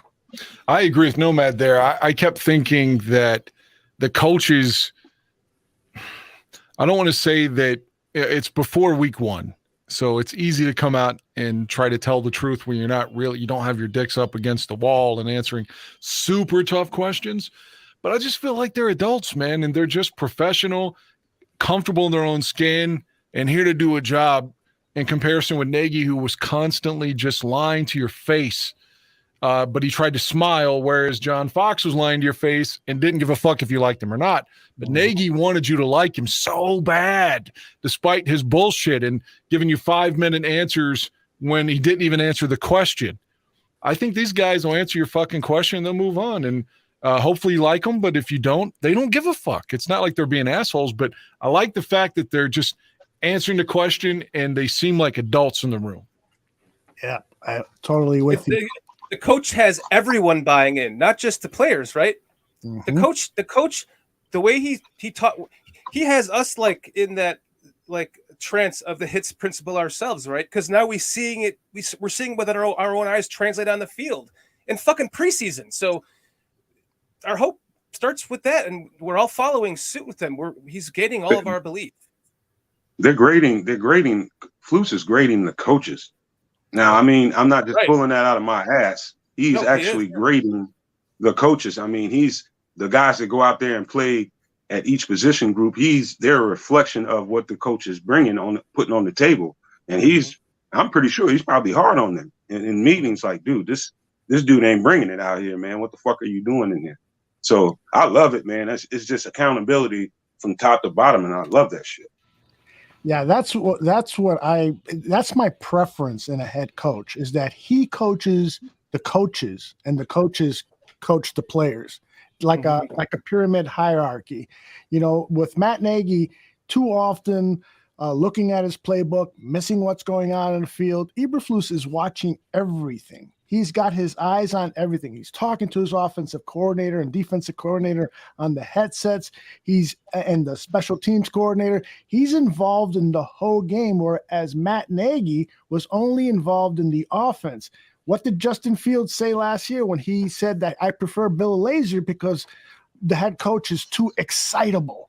And Fields is a chill player. He doesn't want that static, you know, with Nagy yelling out a play and then trying to figure out, you know, what the next play is because something else has popped into his mind. No, that's not the way to run a fucking professional football team now, unless you're a genius.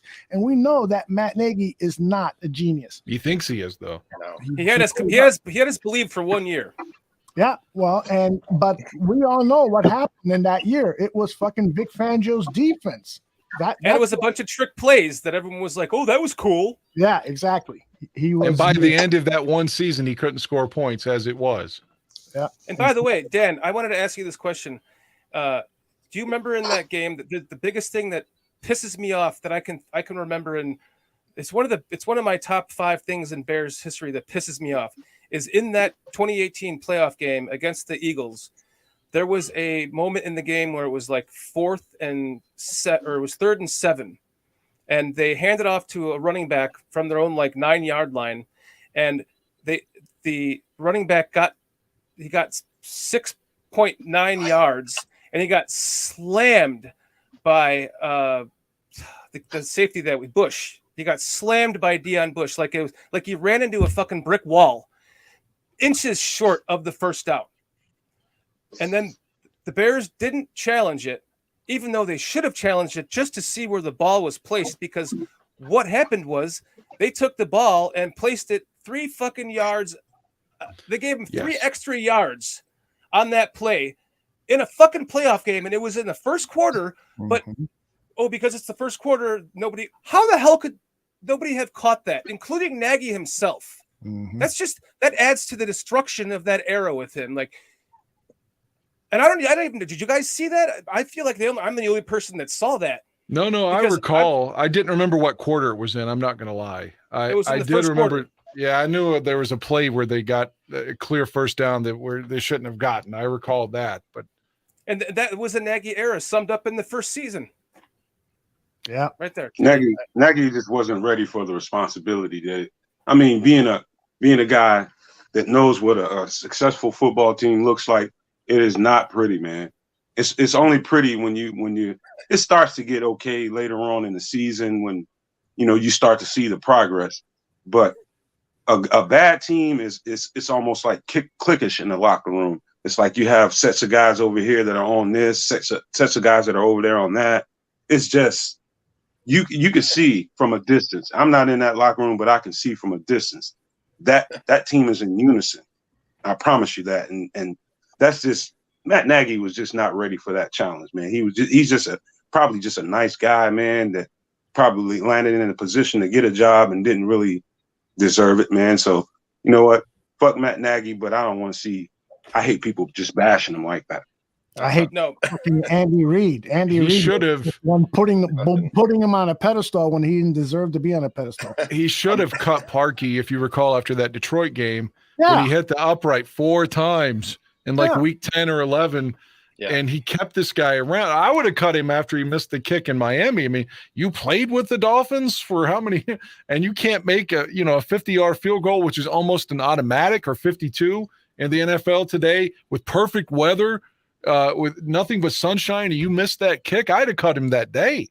But the fact that he didn't cut him after that Lions game, and then he hit the upright again in the postseason, it's just like, fuck, man. Like, he just set us up for a loss, I'm ready to snipe here, Aldo. Go ahead, brother. The Bears are 3-0 since Matt Nagy was fired. That's it. That's the tweet. That's it. That's the tweet. Damn. I like it. Nice and simple. All right, we're going to get Tooch's thoughts on the Bears offensive line after we listen to Getsy talk about Braxton and then the entire offensive line.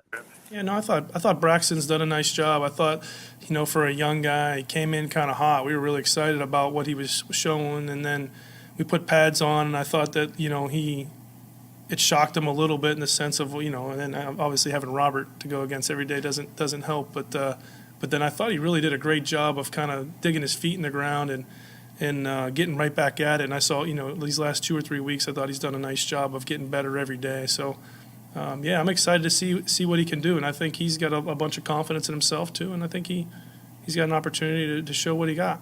So you found your 5, at least for starters? I mean, I don't want to go there yet, but I thought all those guys have done a nice job of getting better each day, and I think you guys have naturally seen guys fall into certain positions and stuff where they maybe feel a little bit more comfortable. So, yeah, I think there's been growth. I think I love their play style. I think that's as much as anything they've bought in and you guys have seen. I mean, when our guys are getting tackled, they're getting picked up by those 5 guys every single time. They're running the ball, they're finishing, and we want to play that kind of ball. We want to play nasty. We want to be more physical than everybody else, and those guys have bought into that. Tooch, your thoughts on this Bears offensive line? Well, I mean, there's not a ton of veterans on it, which that's the first thing that strikes me.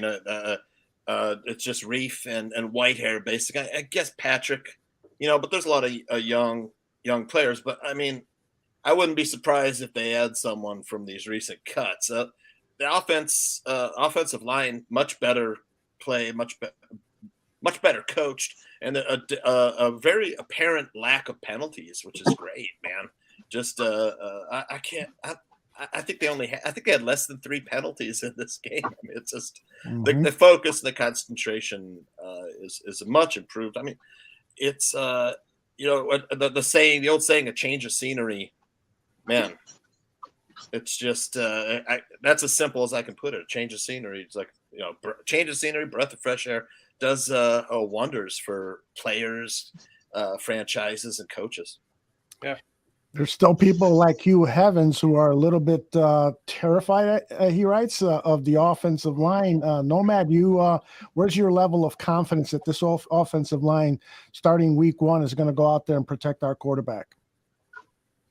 Well, I know I wish it had settled a few weeks ago, but I understand why they took the approach that they taken to find out who's best at what position. You had a bunch of dudes, you probably had preconceived notions about where they could play, and when you put them out there on the field, you don't like what you see. And okay, so you try them here. Okay, let's try him with this combination, that combination. I think it went on a little too long, but they got the next 2 weeks to solidify and just gel. I know a lot of people feel a little up and down about having a rookie left tackle, but damn it, man, if the dude if he can play, let him play. You know what I mean? It's just, if he's good, he's good. He's just got to take his lumps. And Tevin Jenkins, man, oh my God, man, his story, man, and everything that's been going on with him. I mean, from when he's gotten here, the injuries, new regime, and they're bouncing him around, his mother dying, and that press conference just got me, man. I mean, my heartstrings was going, man. I mean, that dude's been through a lot, man. So I just take my hat off to him for being able to, just get through the adversity of it all. And it's hard, being out there and putting your body on the line and, not knowing whether or not you're going to be there the next day, all the trade rumors and all that kind of shit that's going on. And Sam Mustipher, look at him, man. Sam Mustipher couldn't go nowhere in the fucking city and get a free beer. They did. I mean, it was bad, man. It was bad. And now, he can come to my bar and have a fucking free beer. Sam is improved. I can say that right now. But, I like what they're doing. I just think they need time to gel, and these next couple of weeks will give them some time to do that. But that's going to happen throughout the season. It's going to be a continuing basis for them to gel. So I like what I'm seeing. Love it. I got a quick 25-second soundbite from Getsy on Tevin Jenkins and what he's been through. Yeah, I thought Tevin's done a great job of accepting that challenge of right guard, and and it showed. It showed his. We threw him in there, and a few days later, he's playing in a game in Seattle, and I thought that just showed, one, his athleticism, and two, his mental capacity. I think I've told you guys in here before that the guard position has more on his plate than a tackle position. So for him to be able to go in and execute at a high level was really good. So, Shorty, Tevin Jenkins surprise you? To be honest, yes. We were on the Bear debate with you, I think, and we were talking about this, and Swifty convinced me on the debate that. So I guess I did. Technically, I did lose that, right? So there was a debate there that someone lost. So because I ended up agreeing with him after what he said, that I think he might be a good guard, and then he came out and showed it, and he played the entire second. He played almost the whole game, the first game, right? Yeah. And then all 4 quarters, yeah. And then the second game at guard, he played into the second string, and he played well. He has some, he has to. The fact that they just took this kid that only he's been playing right tackle for so long, and he had that real nice movement where he kicked his right leg out and he just got into position, and then he just was able to use his power and drive people out of bounds and shit. He has to just retrain his body how to take that, how to just do that a little bit differently and not use the leg kick. Olin Krooks, said something to it. I'm not going to take his words. I'm just going off of what he said. And he made a good point, because when you watch it, you see him kind of kick that right leg out a little bit, almost like he's expecting to go to his right side. He needs to just get under. And of course, some plays are designed for that too, to let somebody slide some whatever direction or whatnot. But to see him go from playing guard in just this short amount of time, what he has done is, to me, is holy shit, man. The sky's the limit with this kid. He's nasty. He's got power. He drives through to the end of the play. I'm excited about him at guard, and man, I can't wait to see what we do in the season, really. Once he really gets to play in a whole game and he gets a couple of games under his belt, because if he progressed that well from never really ever playing guard, he admitted him one game or something in high school or something. Right. But if he progressed that well in this short of time in the preseason, and granted, he is playing against insurance salesmen, in some point in the games, but the sky's up for this kid. I'm happy to see him get through all this fucking adversity, all the ringer of shit he's been through with everything, with his mother passing. I mean, that's, nobody wants to lose their mother. I just went through that with Kitty, and to lose your mother at a young age and to come out of this in the fucking NFL, good for him. And he has that nastiness. He knows how to channel it. He's going to get better from game one on. Dan, I want to get your thoughts about the offensive line. Where's your level of confidence that they're going to have a good season together? I know that everyone else is going to contradict the point. I don't mean that like, oh, I'm being defensive, but I think a lot of people are higher on Borum than I am. Mm-hmm. And I worry about the right side. Again, Tevin, I like, for all the reasons Mr. Get Shorty laid out, that I concur with all of that. And I want to see him succeed. Just say Get Shorty. Don't cut the mister. Okay, just Get Shorty. Yeah. Get Shorty laid that out.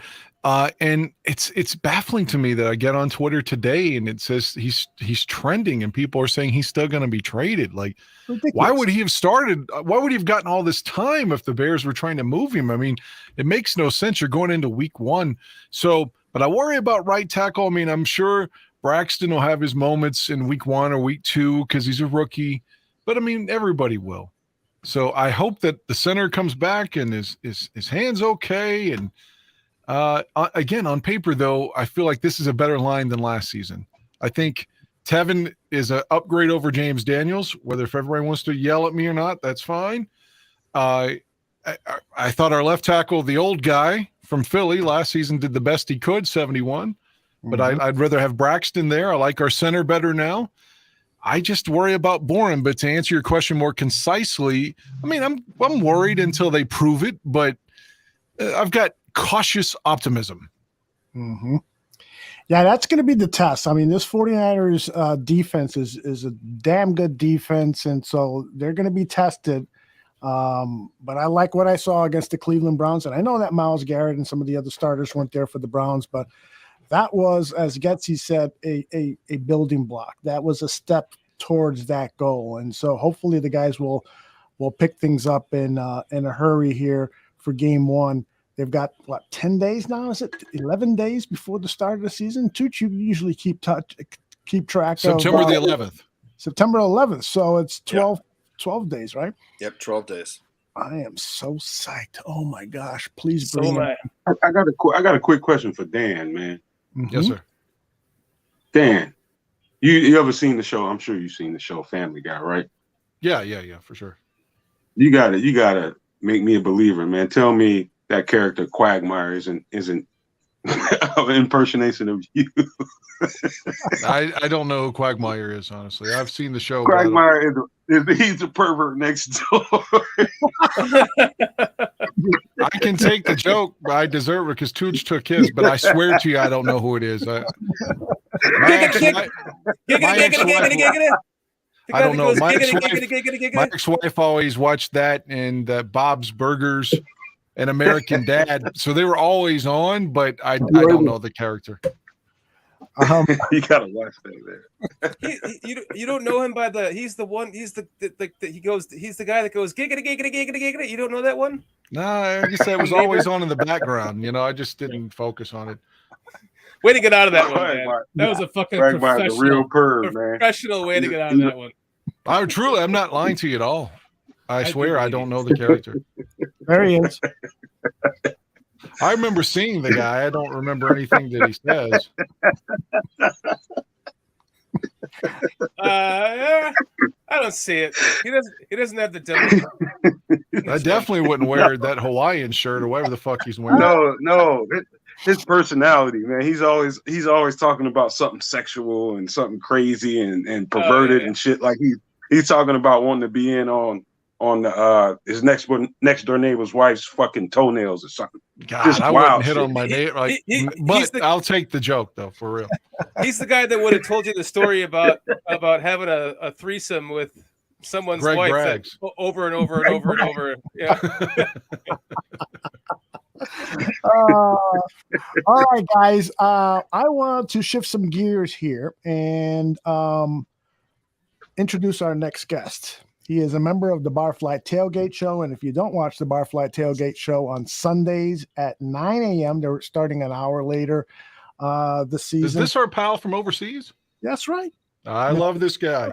Yeah, he is sensational, and he provided one of the greatest moments in barroom history when the name Mike Martz popped up, and all of a sudden all hell broke loose because Chris called him a wanker.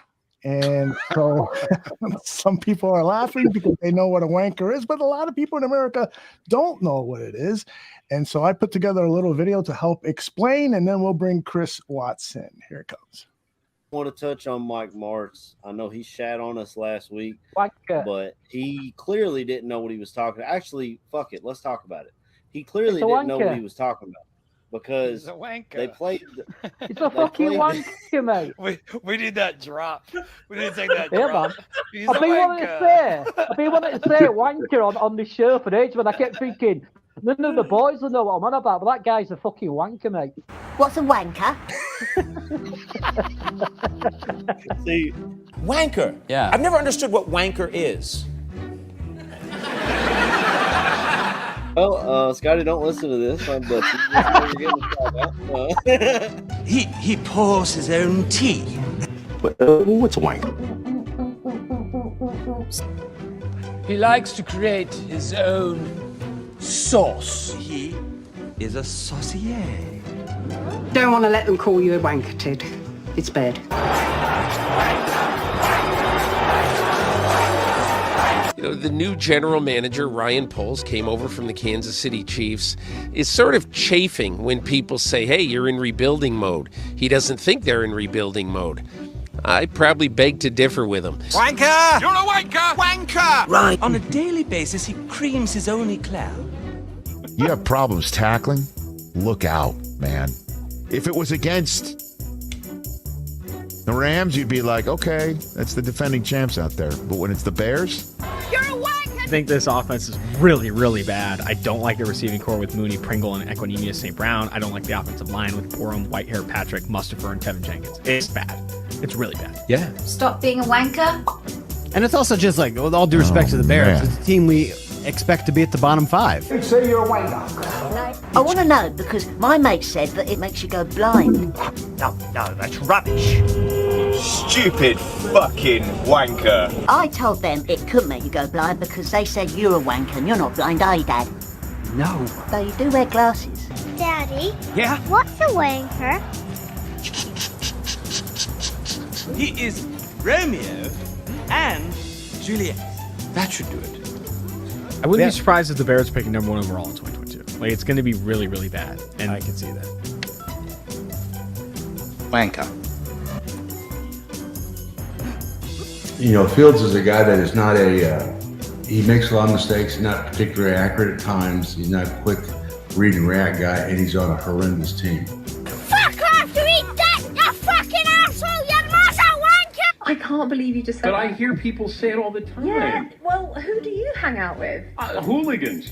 It's a bad football team, the Bears right now. So How about you're a wanker? Whoa, what the bloody... Chicago's going to be bad, and this is a promising year in a weak division. I feel like the Bears operate like it's a 1958 franchise. They are a black and white TV in a digital world. Shut up, you soppy wanker! He is a last guy in, first guy out type of quarterback. I didn't even finish the sentence about you wanker! Because it's not a great situation for any quarterback, let alone a young quarterback to be in. This roster's just not good. The number 9, Jamie. Come September, of course he's going to say, yeah, I'll be ready then. Well, we'll see. You are a wanker. And this could be an ugly year for Chicago. I just really think it could be. I'll say it again, you are a wanker. I had a conversation with the league source yesterday, and he shared with me the Chicago Bears are going to be the worst team in football this year. Oh, he's an absolute wanker. I know. You're going to be 3-14, 2-50. It's going to be... Piss off, you grotty little wanker! But those people are wankers. Don, kick rocks, eat a bag of dicks, you're a wanker. This here! Wanker! Thank you! Finished? Yes, I think so. All right, let's brilliant. bring in the man who has introduced the word wanker to the Barroom Network. Chris Watts, how are you, my friend? I'm good, mate. I'm good. I just got a feeling that I might become known as the wanker man. That's the only trouble, you know what I mean? But that video was just fucking amazing. When I die, I'm gonna have that playing in the background of my funeral. I love it. I love it. I know you have been wanting to come on to the Dan and Aldo show for quite some time. Dan is here, so everyone wants to come on and talk football with Dan. So go ahead and talk with Dan about some of the things that you've been dying to mention to him. No, this is his second appearance on here. Oh, that's right. I forgot about that. This is my second appearance. Yeah, my bad. It's like you forgot my name as well, but I'm sorry, I missed that last part. I love that shirt, by the way. That is vintage Bears shirt. That is outstanding. It's I think it's the 1920s. Like one of the original designs. So I just managed to grab it from the internet. But yeah, it's one of my favorites. So it's the second time I've been on there, Aldo. And you forgot my name when you were on about the tailgate show on another show last week. So my heart was broken. But no, it's absolutely amazing to be back on, and the show's been so good so far. So I hope I don't bring it down a bit. It's awesome to see Get Shorty again and hear the mysterious Mr. Nomad, the man with no face. So it's an amazing experience being back on again, and also listening to the sonic golden tones of Dan Aguirre. I like that. I like the way you put that. May I just say that I love when you're on the show. I love hearing you talk because it's like a puzzle that comes out into the air. And then my brain has to reconnect the puzzle in my head, and it has to do. It's a little bit slow, and then it puts it together, and it's like, oh, brilliant. I love the accent. That's why when we had you on the show and we made a play on it, it was just fun, you know. Like, and then your passion for the Bears just brings me into you. Just like I listen to you like intently when you're speaking because I love hearing what you have to say about the Bears. That's so nice, Dan. I mean, I know I don't come out with the most technical sort of X's and O's, but it's all about. I'm a bit more like Dan Aguirre. I just look at it as like a fan, you know what I mean? And I've just got the passion for the team, and I've had it since I was 13, and I'm 48 now. So thank you for the kind words, Get Shorty. Chris's accent. He reminds me of, if anyone ever watched wrestling, he sounds like the British Bulldog Davey Boy Smith. And I mean that as a compliment. Yeah, I mean, I think, is he dead? But he's dead doing it. Did he die or something? I'm sure he's dead. Yeah, he died a long time ago, but he was an Intercontinental Champion, and so are you, Chris. That's right, yeah. Yeah, I remember that. Yeah, back in the 90s, or something like that. That was at Wembley Stadium. Oh, wow. I didn't know that. Nice one. Yeah, in front of 82,000 people, he and Bret Hart for the Intercontinental title at SummerSlam. But anyway, football, Aldo. The ball is in your court. Yeah. Well, Chris, any surprises based on what you saw today with the drops? Anything that you would like to share with us about concerns with the cuts or happy about anything? I'm quite happy with the cuts. I mean, the only one I was really surprised about was the defensive lineman Edwards, because I thought, he's been there a few years and he would have brought a bit of experience to the interior of the line. But it's like what Nomad said before, and I think really they're going for the youth movement, really. And it feels like all a part of this plan, what this coaching staff has got. It's not just about this year win or bust. It feels like it's a plan over the next how many years, especially when we got the cap money next year as well. So I mean, nothing really apart from that defensive lineman. I'm quite surprised they kept all the rookies because I know that doesn't usually happen very often. But no, apart from that defensive lineman, I'm quite happy with the cuts. There's nobody else thought, oh shit, I wish we'd have kept him. But No, I'm quite happy with how things are going, and it's like, say, after seeing Fields play last weekend, I know it was a pre-season game and everybody goes on about it. That just gave me a lot of confidence as well about how he looked and his footwork and just how he was in the pocket rather than having his quick feet. So I just feel it's the first time I felt this positive about the Bears for ages, even though I'm not expecting us to get to a Super Bowl. It's like a really weird yin and yang. I love Chris, man. Me too, man. Nomad, you got a question for Chris Watts? No, not really, man. Chris just reminds me of somebody on my damn money. Like somebody. That hair, man. He's got that gray head of hair. He kind of reminds me of Ben Franklin a little bit. You never been. It's Chris, all real, mate. Chris, Chris, you ever been? I love it, man. He probably had the same accent as him too. He wrote the Constitution, man. He's just not telling us. Oh yeah. Chris, you ever been told that you look like somebody on U.S. currency? No, this is the first time. I must admit, I've been told like a lot of different things, and they're never usually positive. But no, that's the first time I've been told that I look like somebody on a. Is it what note is it? The dollar note, or is it or is it one that's got more worth? I don't understand what it's $100 bill. Oh yeah, okay. Ben Frankie. Right. No man playing my free picks. He's got all these hundreds, Aldo. There you go. There you go. Yeah, so you're on the biggest form of currency that they give to the average citizen. Mm-hmm. There is one more. I think they make $1,000. That sounds completely right for me. So I'm quite happy with that outcome. So, Chris, we were talking about the offensive line. What's your level of expectations for this Bears offensive line? I think it's definitely going to be an improvement from last year. Mm-hmm. I think Jenkins is really going to come into his own as a right guard. I've been really impressed straight away since he's been back on the field.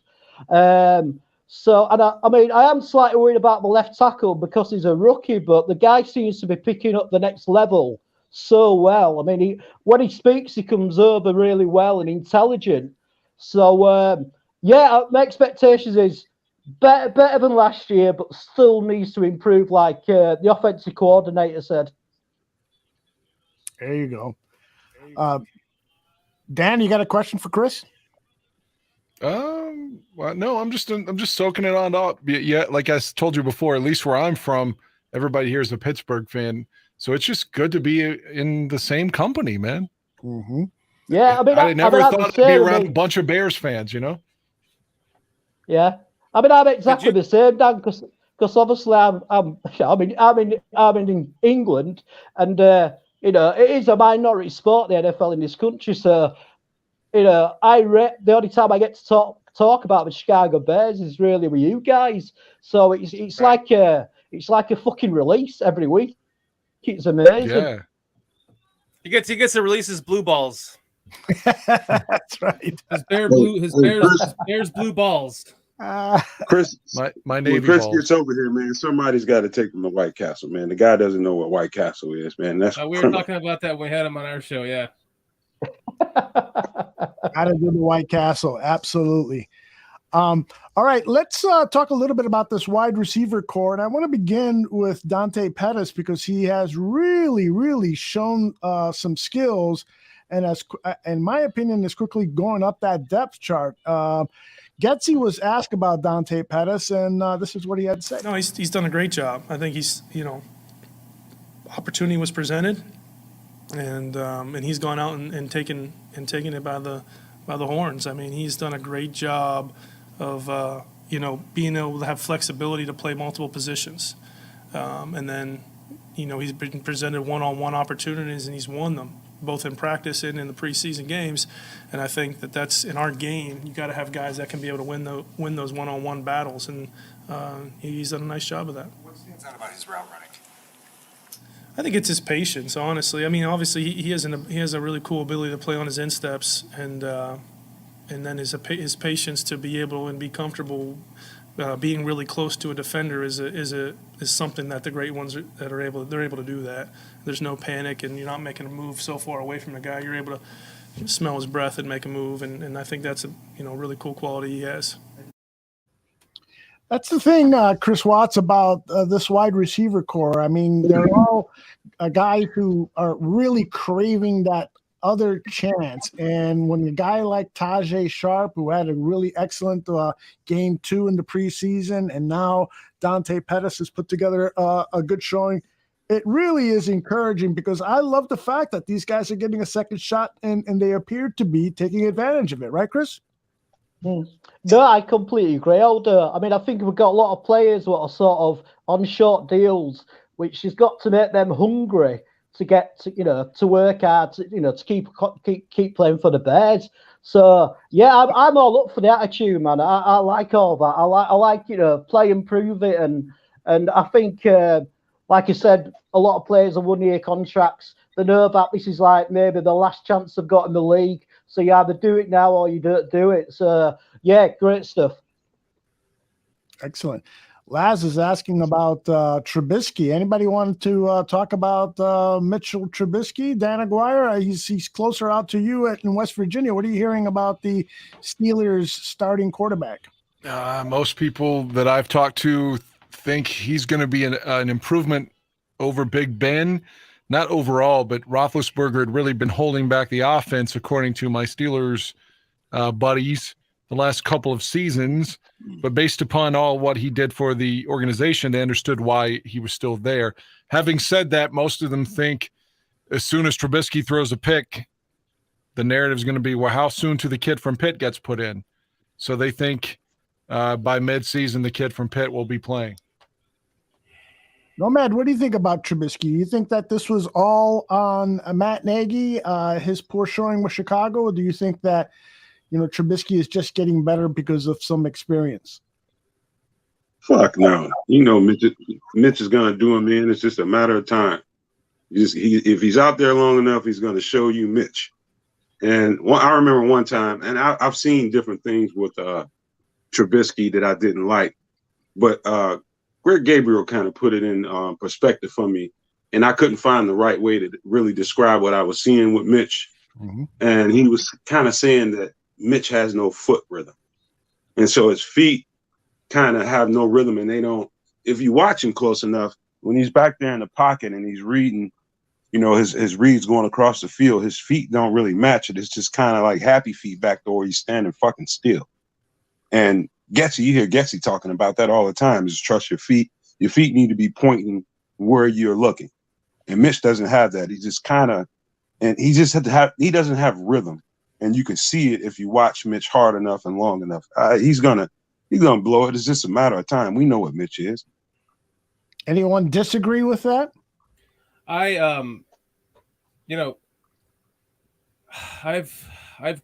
grown up through.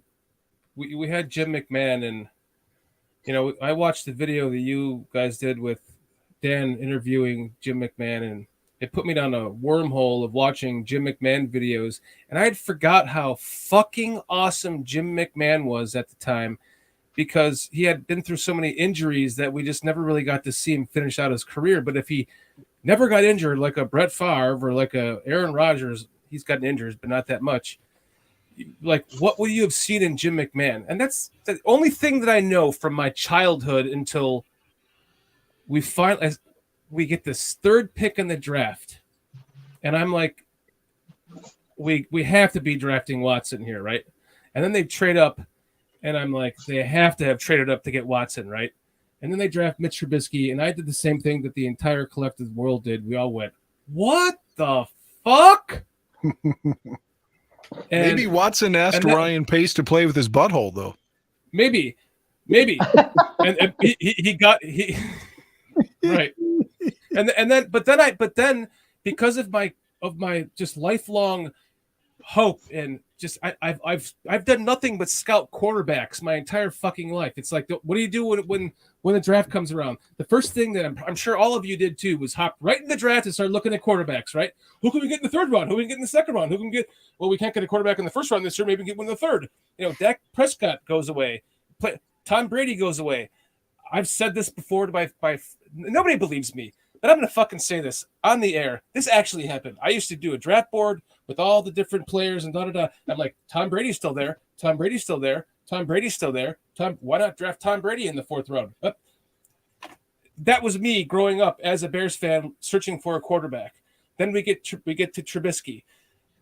What the fuck? Everyone, the collective, what the fuck happens? And then what do you do? You have to go into the immediate process of and absorbing what just happened, and then go, now we have to get behind him.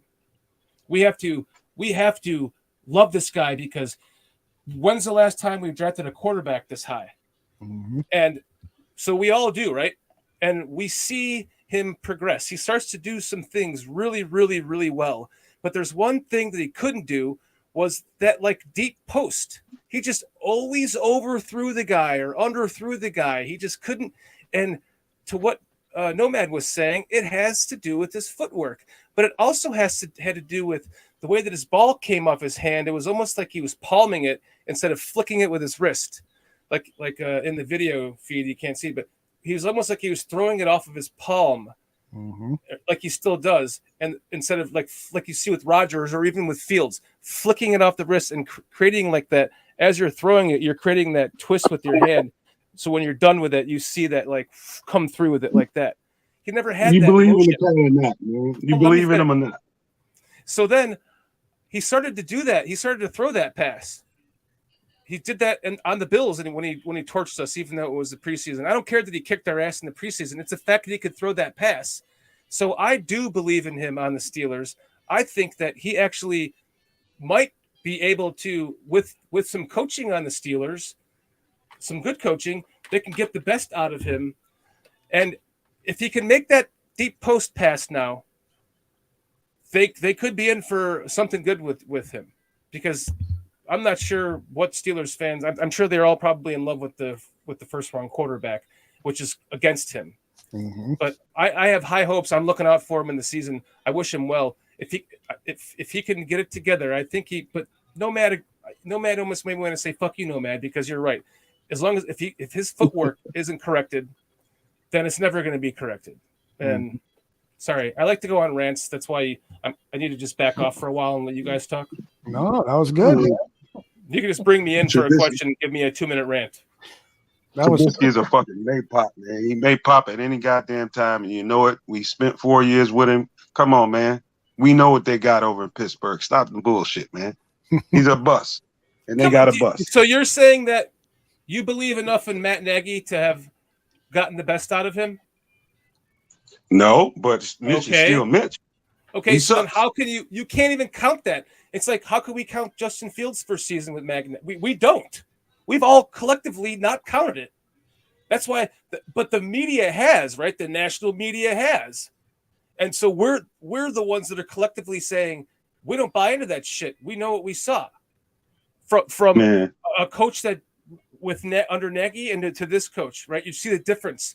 So it's almost a wash. You can't even, let's give it the Pittsburgh era and see what happens.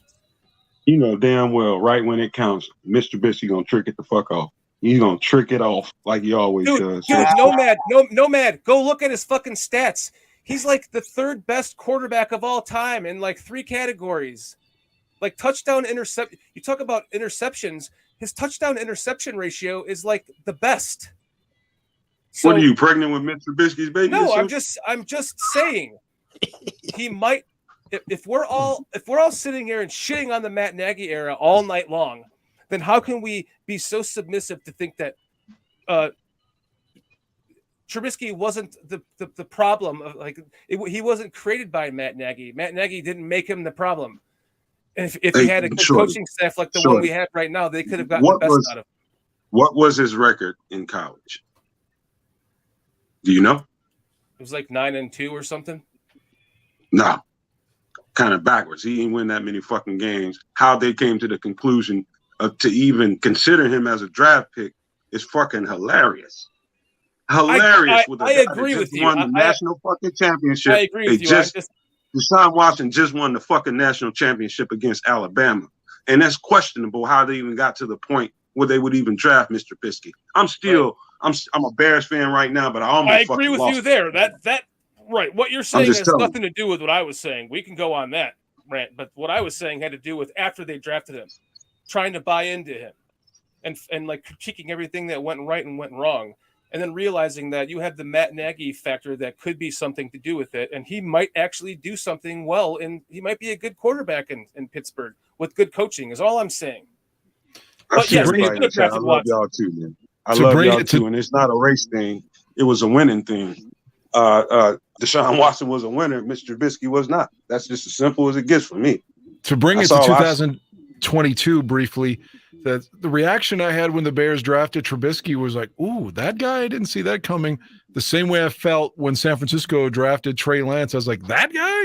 So it's ironic that that's who we're going to be facing week one, unless the fact that they kept Jimmy Garoppolo as some sort of, maybe we're going to give him the hook. You remember, Aldo, Jim Miller, our favorite Jim Miller, started with Pittsburgh on opening day in 1996. A half, they gave that motherfucker the hook and brought in Tom Zach immediately. So, and then Cordell took over. So the point being, maybe they don't believe in Lance. I don't know, but I guess he's going to be starting against us on the 11th, right? Which excites me, yes. Yeah, I don't think Garoppolo is ready to play. So definitely there is something going on with Trey Lance. The fact that they did not trade Garoppolo or even release Kitty him. heard he was restructuring his contract. Yeah, for a 1-year deal. That's not the only thing either. Mm-hmm. They signed Nate Sudfeld to a guaranteed contract, $2 million, and cut him. They had no idea what they were going to do with the quarterback situation, really. They floated Jimmy Garoppolo out there. His contract's too big. Mm-hmm. And then, the touted Trey Lance as the starter, so I think the Bears have a good shot at it. I'll tell you what, if you're giving me points with the Bears at home against the 49ers, I'm taking the points. Mm-hmm. 7.5. Are you kidding me? Yes. And Fields almost beat San Francisco last year anyway, and that team went to the NFC Championship game. That's right. Thank you. I think we're going to take them. I think we're going to beat 49ers in week one. I really do. And I think a lot of it's to do with their quarterback position, but also you always have that thing of teams not knowing each other because it's week one. But I think we're going to get a sneaky win. I really do. There's also the oh man, I lost my train of thought. Go ahead. Somebody else go. I wanted to ask Chris if he thinks Trubisky is a wanker or not. No, well, I personally, I think he would have put in a bit of a wanker situation. He should have never been drafted that high in the first place because he could never live up to the expectations what we all had. And also with the ball fuck as well, being a coach and having that weird relationship what we're coming through. Then the kid never seemed to have much of a chance, but I think he'll be a decent quarterback. I don't think he's going to be a Hall of Famer by any stretch of the imagination, but I think he could be serviceable if he got enough talent around him. I don't think he's a complete douchebag or a complete waste of space on a roster, and he should have a chance. But I won't call him a wanker, mate. I'd call Ryan Pace a wanker and the ball fucker wanker.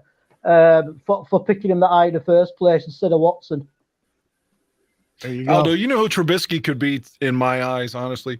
He could be someone like Vinny Testaverde that early on was thought of as going to be a bust, but he just hung around and finally got on a decent team and showed that he had skill and managed to throw for 40,000 yards despite the fact, his first 5-6 years in Tampa, he just looked horrendous.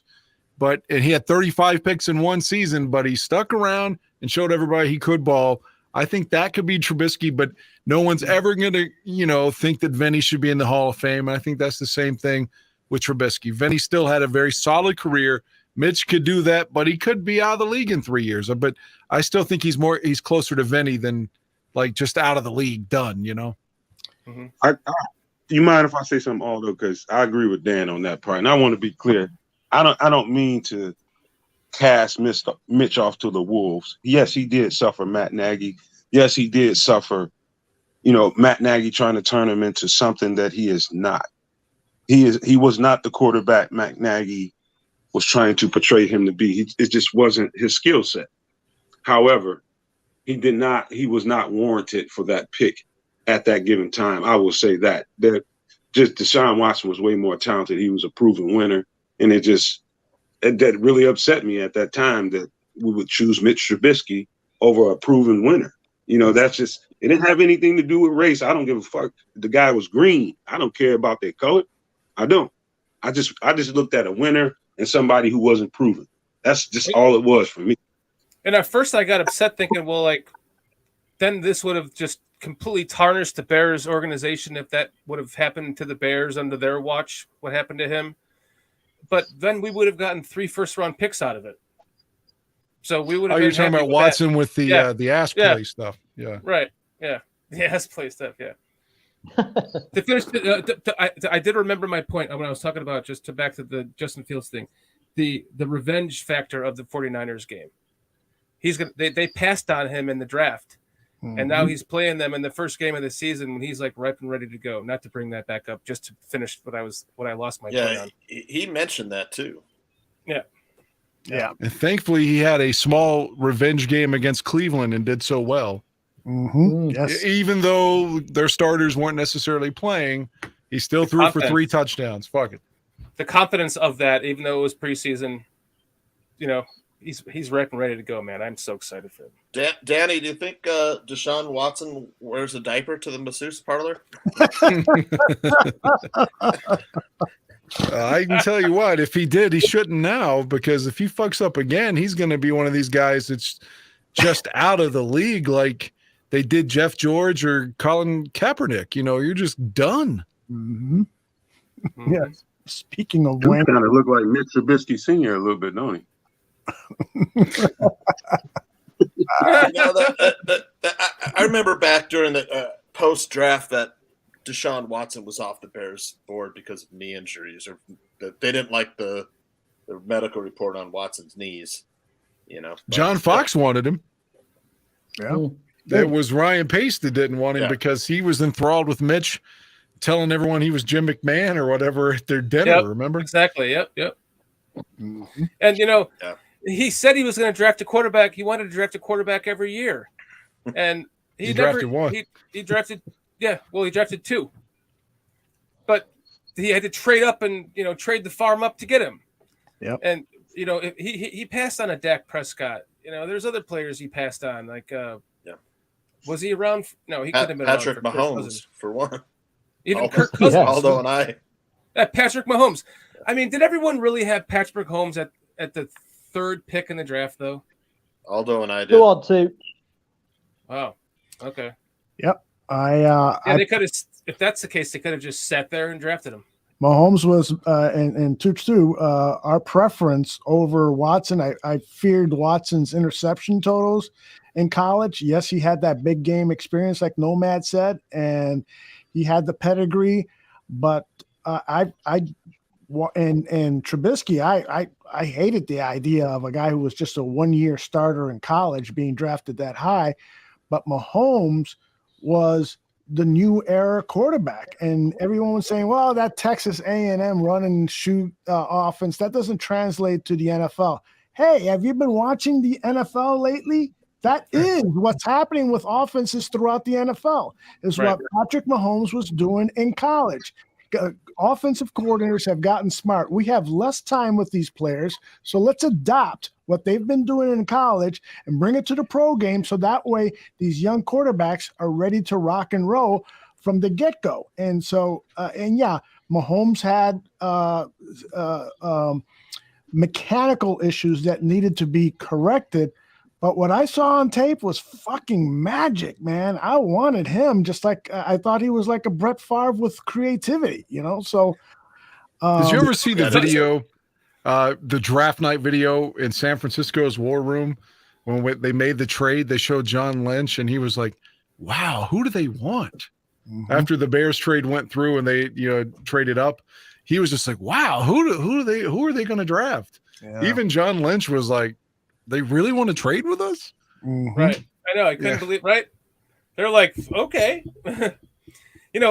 Some of the things with Mahomes' mechanics, though, Aldo, haven't quite been fixed because, like, if you play Madden, he has one of the slowest windups to throw, and he doesn't have the quick. His release in the game is literally one of the maybe not in this current one. I haven't played the new one. I'm sorry. He won a Super Bowl. Who gives a fuck now? I'm just saying. In Madden, come on, let's just it's Madden. No, real life, mate. Like, God damn, he didn't get rid of the ball quick enough. If he could just fucking release the ball quick enough, he'd be perfect. But yeah, that slow delivery, he throws the ball 95 yards in the air, and he has all the mechanical problems and more than Mitch Trubisky had. And Mitch Trubisky had mechanical problems. We were privy to Trubisky's college tape. Lauren Cox got his hand on it, and we saw the all 22 of Trubisky throwing. And we were a buddy of mine, Jose Cotto, used to do a show here at the network. We were fucking amazed that people were happy. Some people were happy that we drafted Trubisky. It was like, how the hell you do that? And I know that nowadays 1-year starters can be forgiven because, again, they're bringing the college offenses to the pros. But I still go by the theory: draft a guy who's got more experience, who has thrown more passes. Trubisky had to be taught how to be a leader. Fucking Ryan Pace were giving him books to read. It's like, come on. And he sounded robotic at the podium, stuff that he had learned from a book. That was just not good. I know at first he was good at the podium, and then he sounded robotic. Yeah. Yeah. And then all I have is one question. Is one question for anybody, and anybody want to answer this, feel fucking free. What do you think they were thinking in that front office drafting Mitch Trubisky? What do you think they saw? What do you think they saw? You can probably find it on the internet. According to Ryan Pace on draft night, when the Bears released their propaganda video of the draft pick, he said that he and every scout, all of them were in agreement that Mitch was the best quarterback. That's what he claimed on the video. So maybe that's why everyone deserved to be fired. But that was allegedly their justification, that everyone thought this guy was the best. Completely duped. And that's another thing. I've said it a number of times. I'll say it again. Ryan Pace was a fucking coward to not tell his head coach. Yeah. He knew Fox Watson. To not tell his head coach that he was drafting Watson over Trubisky. He's a coward. You don't do that to your head coach. Remember that pet monkey that John Fox killed? Yes. He would have killed Ryan Pace if he'd have told him he's drafting Trubisky over Watson. That was completely out of line. Why? How do you not keep everybody in the loop when you're doing something like that? That's completely out of line. Name Dowell. Mm-hmm. Right, Dowell Loggins. Yes. The monkey's name was Dowell. Oh, that's right. Was it Dowell?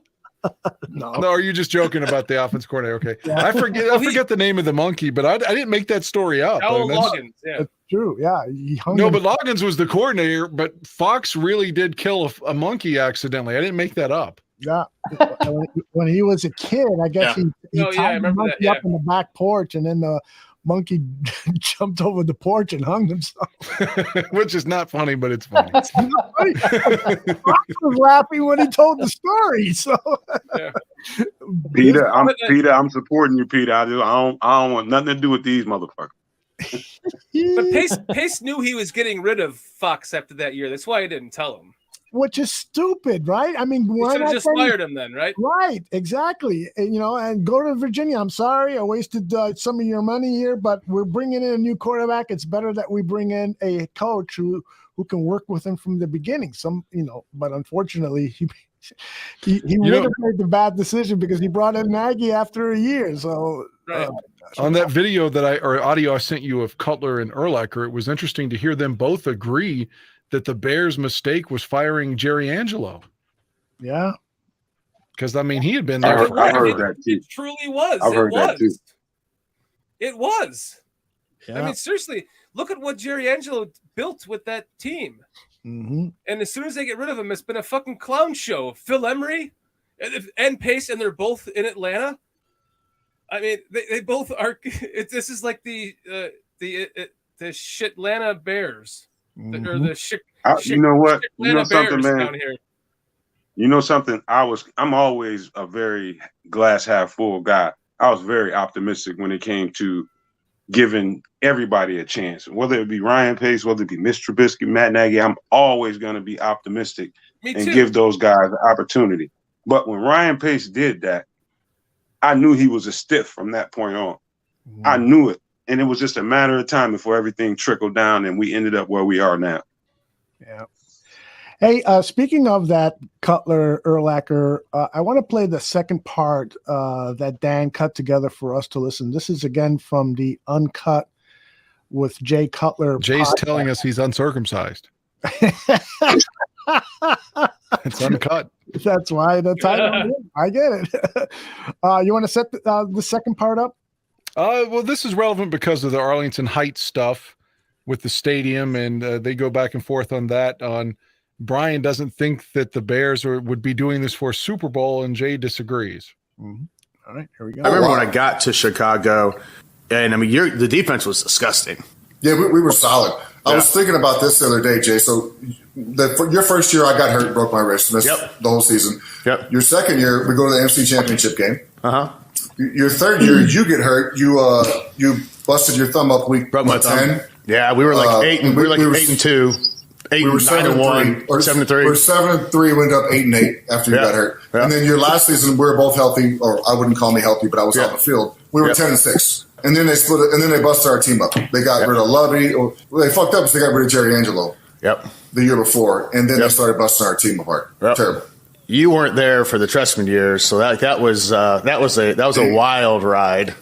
I heard those were some fun years. Oh my goodness! I'm not mad that I missed those years. I mean, I definitely retired at the right time. Mark tried. I mean, you know as well as I do. Like, you go into a locker room and you don't have the respect of the guys. Like, especially the older guys, it's over. Yeah. And that was a veteran football team too, right? You guys were still pretty old, as we would call it now. Yeah, we were veteran guys, but we had some dudes with some serious attitudes, like some guys that, you know, I mean, some dudes that if you didn't kind of hold their hand and walk them through it, like they were like, fuck this, I'm out. So you never played at the old Philly Stadium, but the Vet, my rookie year we played at Phillies, that was a shithole. That turf right there. So did you ever play? You probably didn't, because they had the new turf when you came into the league, right? In 06 or 07. Everybody. Some people did. I played. I think St. Louis might have still had that garbage. Hard shit. Atlanta still had it for a while, but the Vet was bad. Yeah, never played on that one. Yeah, good for you. They had just kind of started transition. When I got to Denver, it was like a blend of different grasses and then a little bit of that woven plastic stuff in there. Yeah, I mean, that's the good stuff. That's the great stuff. I feel like Green Bay had some of that too, because their field was always pretty good in the wintertime. What do you think about them moving Soldier Field, getting out of Soldier Field? It's going to be, if they do, it's going to be weird, but I don't blame them, because they'll make more money. You know, the NFL is all about money. If they move, they'll get more money brought in, more of the revenue or whatever, because I think the city gets it all right now, from what I understand. So, fuck, why not, man? If you're going to build it, and if people are still going to go because it's the Bears, so why not? Oh yeah, don't put a dome on that thing. Don't put a dome on your stadium. They can't do it. Well, they're going to, so they can get a Super Bowl. Who the fuck wants to be in Chicago in February? Nobody. Well, I mean, who wanted to be in New York in February? They pulled it off. But they got great weather in February. It was perfect. It was until the night after the game. How about the one they had in Detroit in 05? Detroit, that sucked too. Minnesota had one. That's the year I got inducted to they did the Hall of Fame thing. We were there. It was fucking freezing. Really? And the Indy got one. It was like 60 degrees every day. Yeah. But they can't. Chicago ain't getting no Super Bowl. It's too fucking cold. That's one of the reasons they're trying to do it, because right now Soldier Field's the smallest stadium in the NFL. Yeah, and doesn't have a dome, and the field and the turf sucks. It's funny listening to Cutler talk about discipline, and guys had to hold their hands when he was one of the most, one of the biggest assholes in the National Football League. I mean, but you can't say he didn't put in his time or his effort and stuff. I bet you, of course, he's not on here I would say he's talking about Brandon Marshall, Martellus Bennett, and probably Alshon. Our fucking skill position players. And there's a team. Brandon by the way, Marshall owned his ass. There's a stadium or a city that hosted a Super Bowl in a couple of them in recent years that have just slightly more than the Bears stadium does. I think it's like the Cardinals or something like that. Stadium only has like 20,000 more seats than the Bears. Well, that's a lot more. I mean, but it is. But there is a rule that you have to have. I forgot what the number is, like 63,000 seats or something like that. Chris, I would hope for a retractable dome, though. Well, if that's the like case, Brian, I'd like to have some cold weather in Chicago still. Me too. I agree. Yes, but they wouldn't get the Super Bowl with that, right? If you had a retractable dome, though. Yeah, but they wouldn't. Yeah, I guess. But and use the dome for the playoff games or something. I don't know. And the Super Bowl if they hosted. Yeah.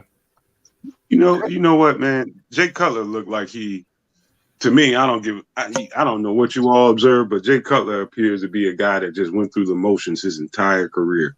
He's like you ever seen a kid that was physically gifted, but really wasn't into it, but his dad pushed him on out there and made him play, and he just, all right, Dad, my dad wants me to be out there. He didn't seem emotionally invested in anything. And so it didn't surprise me. I got to jump in on that one. Go ahead, back in 2013 against Washington, I believe, he basically tears his fucking groin. And for him to come back against Detroit, he was using this machine that they had to take blood from his balls, spin it in a machine, and then re-inject it into his goddamn balls 3 times a day for him to get back faster than what they were saying he was going to be to come back for that Detroit game.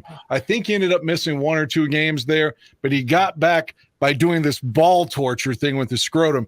To me, if the dude doesn't care, there's no way he's going to take that heart machine in the balls over and over and over. So to me, yeah, I agree with your point. He maybe wasn't the most gregarious, affable guy, but goddamn, man, the guy, I think he gave his all, man. Like Olin said in the championship game, he was standing there and his leg was involuntarily throbbing and couldn't stop shaking before he left the game. He's like, I can't fucking throw off of it. But he gave us what he had, man. I'll never take away his toughness or his desire, even if he didn't seem warm enough to people, you know? And he took that hit from Ndamukong Suh. Hold on, Shorty. Then I hear you, but I just don't 100% believe that story, man. I know how I am. That's when he was on Waddle and Sylvie back then, and they were asking about his daily routine to get back to those games, and it was including the shot in the balls over and over. And he described how they took the quote unquote bad blood and re-injected it with good blood as part of the healing process. Wow. Now you're a man. You know how sensitive balls are. How many times are you going to let fucking people handle your balls, man? Come on, that's now. What I'm saying. Jay gave us what he had, man. Man, you can walk past my balls too fast and I'll knock your ass out, man, because it's just that sensitive, man. It's no, I can't buy that, man. I'm not saying it didn't happen. I just don't believe it. Chris Watts, what are your thoughts on this subject about sensitive balls? Well, I think some people could be quite into all that sort of shit, couldn't they, really? You know what I mean? I think some people might get a little bit turned on by having people putting spikes into the balls. But regarding Jay Cutler, man, it was just these mannerisms what put me off him. But I agree a lot what Dan says. It's so hard because you just don't know what the person is like sometimes in the locker room behind the scenes and all that. But to play as long as he did, you've got to have something about you. And I first initially thought when he did get injured in the championship game, I thought because it didn't look anything, and obviously, you know, you're thinking, come on, Cutler, come on, you know what I mean? But I'd never put him down as a soft quarterback. And if he went through a treatment like that, then you know that's hats off to the guy, man. It's something I've never heard being done. But yeah, I've never criticised his toughness. It was just his leadership for me, and how he sort of acted on the sideline were a bit sort of, you know, he isolated himself a bit from the team. But yeah, all in all, I don't want anybody putting a spike in my balls ever. No. Can I give my own little Jay Cutler rant? Please do. My biggest problem with Jay Cutler was nothing, had nothing to do with how he looked on the sideline, how everyone's perception of him was. He had a fucking cannon for an arm, and he could read a defense, and he was very athletic for kind of his body structure. Right, he could get out of the pocket and run for 25 yards out of nowhere. Like, how the fuck did that just happen? Mm-hmm. But what I didn't like about Cutler was that he always his windup started from his hip, and when he brought the ball back, he always like pointed with his left hand. He was like, it's like he was pointing at the player that he was throwing to, and you always kind of saw him projecting his throws before that, and then he would take that long windup and add to the projection of his throw, and then do like that. He would like almost be pointing at what he was throwing at, and I think that's what kind of the kind of shit talking that, you know, the Green Bay Packers Hall of Fame safety from Charles Woodson. Charles Woodson. He used to say that, you know, he made a living off of talking about how Cutler would throw the ball to them. Mm-hmm. And I think that's where that came from. Everything else about Cutler I fucking loved. I could give a shit about. He was tough as nails, man. That's probably the best arm talent we ever had. I agree with that. Hit that he took, I mean, tough as fucking nails. Yep. And he was married to that crazy bitch he did a show with. Good for him getting out of there and doing his own podcast. When I saw it, I was actually proud of him. So any of my distaste for Cutler is only in what I just said. Everything else about the man I like. Well, if I could bring it forward, one of the things that we talked about this last season, I felt like every time Fields was on the sideline, nobody was sitting there with him. Like none of the offenses, like certainly not the bald fuck, which is probably a good thing. Right. You're seeing that a lot. Yeah, in the preseason when Fields comes off, Getsy's there. They're looking over shit. It seemed like anytime Fields was banged up or threw a pick or turned the ball over, he would be sitting there alone. And that would drive me crazy. Why aren't they coaching him up? Exactly. And the offensive line is now rallying to him to pick him up he finally got a penalty on the slide. Finally. Oh, yeah, the one in Cleveland. And everyone, last night or Saturday. Well, yeah, that's what I meant. The one in Cleveland the last preseason game. Yeah. They finally threw a flag. Yeah, that's like the first time ever. Everyone runs to him to like help him up. You know, that was a nasty fucking hit. Started to fight. Fuck out of here, away from my quarterback. You know, love that shit. Mm-hmm. He admitted after the game that he was a little dizzy when he got up, and I was surprised that the NFL's concussion protocol person didn't have him come out, because that was quite the whiplash that he experienced there. I got to tell you, in his short career with the Chicago Bears, Justin Fields has been fucking pummeled, and that's got to stop, because he can take a shot. There's no doubt about it. I mean, he's taken shots and gotten up and played, and we saw him at Ohio State when he got that shot to the ribs in the national championship game, and then he comes out and throws 4 or 5 touchdowns to win the national championship. But there's only so much a quarterback can take. So this offensive line, they better come through and protect that. And all signs right now are looking pretty good. At the very least, they're coming to his protection. So, because I love the way that there was 5 offensive linemen who ran to him when he slid and got hit. 3 of them were pushing people around, including the tight end. So that was 4. And then 2 of them were helping him up. And that's the kind of thing that you want to see, especially from the Chicago Bears. Well, he won't be necessarily in the shotgun every play with, all receivers going out with no protection and like a 7-step drop. Mm-hmm. I mean, it's just, the coach was just so dumb before. He just couldn't absolutely refuse to devise a game plan to protect his quarterback and accentuate his strengths and hide his weaknesses. I know that sounds like a cliche, but it's like Nagy was saying, do not call max protect. Whatever you do not call max protect. We've got to have all our receivers going out and running 3 and 4 yard crosses. Got you. Right. And you cannot call a max protect. Yeah. Justin's a football player, man. That kid doesn't mind mixing it up. I seen him running down the field looking for contact when David Montgomery was running the ball on a nice play that last game. He's looking for contact, but he's got to grow out of that and learn how to protect himself better. So Aldo, you're right, man. He's got to taper that down and figure out what it takes to do to save himself for the next play for sure. I don't like the way he slides either. His slides look funny to me. No, me too. He's too upright. Yep. Cliff, by the way, back to Cutler just for a second. Cliff brings up a good point. One of the things that I always defended Cutler about is, he's a type 1 diabetic. That ain't fucking easy, and so sometimes when he was fucking surly and acting like a dick, you could say that it had to do with his diabetes. Chris, you have experience with that? It looks like you want to say something. No, I just didn't know. I actually didn't know that fact about Cutler. Really, that's quite astonishing, and it could explain a lot about how he was. And I know that's it's a heavy thing to live with, but yeah, it's that I never knew that. So I mean that could mean a lot to Cutler's story, really. Yeah, Jay's last year in Denver, he lost 25 pounds in the offseason. And said he was benching and suddenly had no strength. He was only benching like 200. And he's like, what the fuck is wrong with me? He's losing weight rapidly, all of his strength. And that's when they determined he was a type 1 diabetic. Yeah. I have an in-law that's a type 1 diabetic, and he's younger than me. And I know, I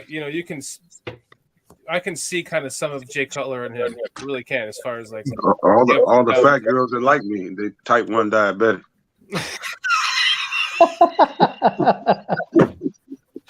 Gotta love it. Hey Aldo, I go in the club. You swear I had on fucking bologna cologne or something, because them big motherfuckers be on me. I like big butts and I cannot lie. You motherfuckers can't deny. Bologna cologne. Oh, that's good. That. Like I got a pork chop necklace on or something. I love it. All right. You're gonna make Jordan upset. Jordan left a while ago. He ain't back. Although that clip you played with Jay and Brian, they finally vocalized something I've believed for a long time, and that was that nobody in the locker room respected Mark Trestman. Yeah. And this guy. Oh, jeez. Yeah, I mean, that was scary. When they hired, just crawled out of the sewer.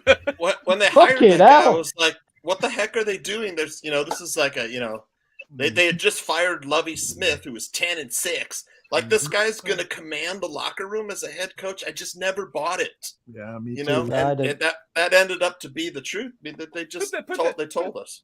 Put that picture back up. He looks like a rat that just crawled out of the sewer. So you go. I think he looks like a Star Trek villain. That motherfucker look like you drive a white van with nothing on it. You go from Lovie Smith, who everybody loved, that whole team, to that guy. It never made sense to me. It just was so Bears, Aldo. I wonder if Lovie's son ever got out of trouble. One more time, Aldo, please put that picture up. You can't tell me that motherfucker don't collect puppy heads or something. Puppy heads. That's good. Oh, I got it. That's a sick bastard. Oh my god, poor guy. What's wrong with that guy? He probably has a comb over by now, right? Oh yeah, he had one then. Hey, Nomad brought up a name that I'd love for all of us to talk about, because his performance at Cleveland just tells me that this guy should not have been in the 90s in the top 100. He should be in around at least the 50 or 40s, and that's David Montgomery. This guy is a stud running back, man. And if this offensive line continues to improve, he might be one of the most prolific running backs in the National Football League. And I got a feeling that Luke Getsy knows exactly, unlike Matt Nagy, knows exactly how to use this guy. Nomad, you brought him up, so why don't you start off with your analysis of David Montgomery? I don't know if I said it here or I said it on our pod, but first couple of years with David Montgomery, I wasn't with it. Why? It's because if you watch David Montgomery's film, he's very kind of herky jerky with his running style. Mm-hmm. He's always looking to duck and dodge a hit and tear out of a tackle and doing all that type of thing. Something happened, and when he got injured, and they put I can't remember. I never can remember his name. It's number 84. No, number 84. When this is his second year. Patterson. They put Patterson. Mm-hmm. And you know, Patterson's a one cut up, just right up north-south kind of runner. Yep. And he saw that, and you know, Montgomery is probably getting 2 yards a carry, 3 yards maybe, and Patterson was getting in there and getting 4 and 5 yards a carry, and he was just like the momentum was shifting towards him. And I think Montgomery, while he was injured, kind of saw that, and I seen a change in him right after that. And he started being that one cut running back where he just that one move and boom, he's going north. And he's physical, man, and he's violent when he runs. And I hate, you know what? I don't hate to say it, but I believe he's the closest thing you get to a Walter Payton style of runner that we've seen since Walter. Just never dies, never gives up, and he's going to try to punish you if you try to punish him. And I fucking love it, man. I am up on him. And I think if he stays healthy by the end of the season, he'll be a top 5 running back. There you go. Hey, I want to get Dan Aguirre's thoughts on here because he's got to leave for his other job. He's got to go save some lives. Dan, your thoughts on Montgomery and anything else? I've been on David Montgomery, and I wanted him re-signed in this offseason. And so many people, I'm not saying I'm better or smarter than anybody because I'm not, but the other opinion was, well, you know, running backs are easy to replace, and we got to take care of Roquan first. And I would have liked to have already had him under contract, you know, and re-signed now. Mm-hmm. But I agree with everything. I don't know about the Walter thing, but I hope, you know, because Walter was seemingly never hurt and Montgomery seems to be hurt a lot. But I still like him and everything he said. He's worked on his speed. He's got power. He's got determination. And he's our guy, man. I'd love to see him brought back, and I hope he has a big year. And I agree with Nomad on that, all of it. I want to see him back. In terms of I got to hurry up and go, I was going to try to get in there. I wonder what happened with Lovey's son. Remember, he was arrested in a prostitution ring a couple of years ago. And money laundering and pussy. He was in all kinds of trouble. And he was one of like Lovey's assistant coaches, I think, at Illinois at the time. It was more recent than that. I think it was later last year or earlier this year, wasn't it? No, it was like 3 years ago. Okay. I wonder what happened when it was adjudicated. I don't know. But the last thing I'll say to Aldo, I don't know if you recall a couple weeks ago, the guy that was on Bill Maher talking about that movie called Vengeance. Yeah. He was on the show The Office or whatever. I never watched The Office really, but and he had the show. Yeah. I watched that movie. Great movie. Mm-hmm. Solid movie. I know we don't have time to elaborate on it, but I was just saying that is a really good movie. We'll talk about it next week. And before you go, Tooch has something for you. I got your favorite player, NFL player, talking about Justin Fields, Dan. Players just to continue to work on the little things and the little details. There's always, even as an older player, every year you go back and you kind of watch the previous year's film and try and work on one specific thing during the, during training camp and the off season. It's, I think it's asking too much to focus on. I got to change, 6 different things and improve. Take 1 or 2 things you really want to work on the off season. Could be ball handling, could be footwork in the pocket, just little things to improve on. And if you start stacking, years and years of really trying to work on 1 or maybe even 2 specific things, you can really become the star. And he has, he has a lot of star qualities with his presence and his ability. For players is to continue to work on the little things and the little details. Is Aaron Rodgers not the most arrogant smug fuck you've ever seen? He really is. Yeah. He really is. He's like, I praised for Fields, though. He's also the most talented quarterback I've ever seen. Yeah. Mm-hmm. I can't argue with that. I can't agree with that. I mean, the man has shit the bed in the postseason over and over and over and over and over and over and over. He's got 1 ring, which I'm completely envious about. That has nothing to do with talent, though. Yep. I hate Tom Brady. I hated Peyton Manning.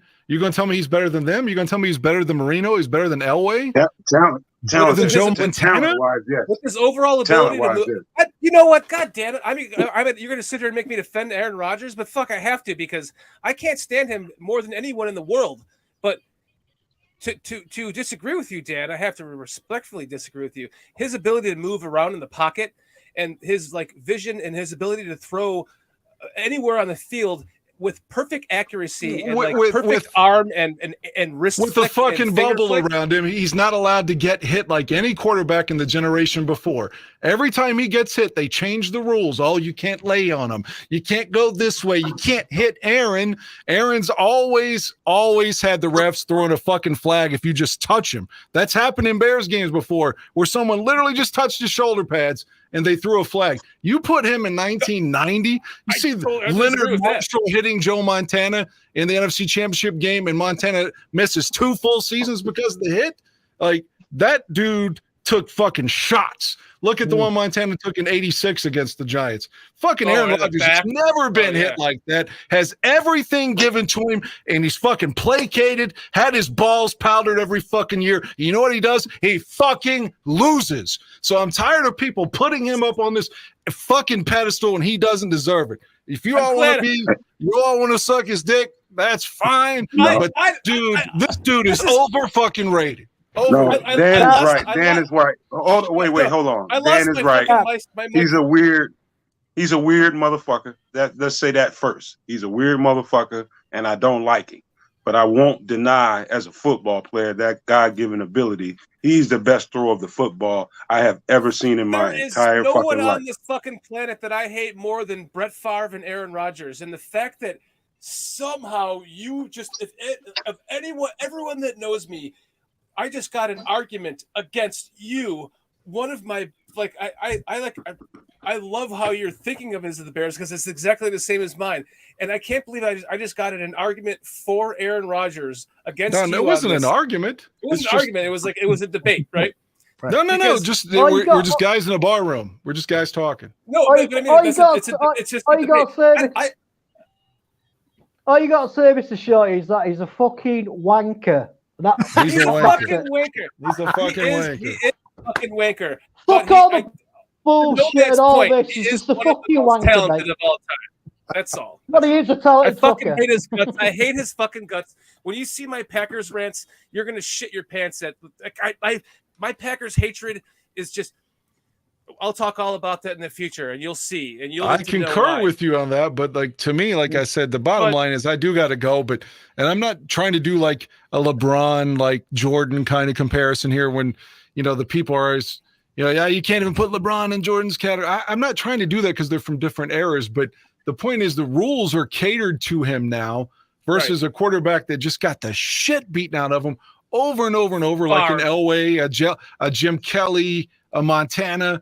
And those guys were winners and were great. I don't think Rodgers could play in that era and take all the shots, is what I'm saying. Because he gets hit now. He's fucking whining. They throw flags. I mean, this guy gets everything handed to him. He's like the kid in school. Shots on him last year when he was running out of bounds, just to set the precedence after they did it to Fields and they never got a fucking penalty on it.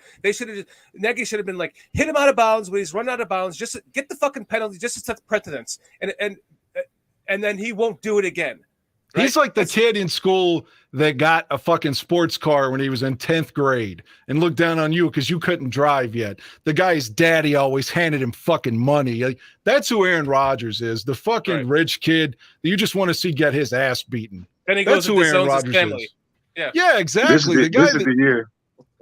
This is the year we do their ass in. He's better than everybody. No, I'm on the same wavelength as you. I hate him just as much as you do. I fucked everything up, Aldo. I can't help but respect his play. Is all I'm saying. I don't disrespect his play, but I hate that. But people give him so many passes. Like if Cutler were losing those games every week, every season in the postseason, that Rodgers would literally be like, "Oh, this guy has no heart. He has no desire to win. Look at his face. He's not smiling." But Rodgers is on the fucking sidelines making those same grumpy faces and throwing the same interceptions in the fucking offseason or in the postseason. I mean, how many times can he lose a playoff game before people call him out on it? Right. Championships in a row. I'm just saying, yeah, he got the title game on us. He can come in my face for that. I get it, but I'm just saying, how many times can he lose in a tough game? And then you look at his stats, you're like, wow, Aaron Rodgers' rating today was 55. Rex Grossman has as many NFC Championship wins as Aaron Rodgers. Hey, and Rex was 21-14 as a starter, and people forget that. Mm-hmm. Led us to a Super Bowl.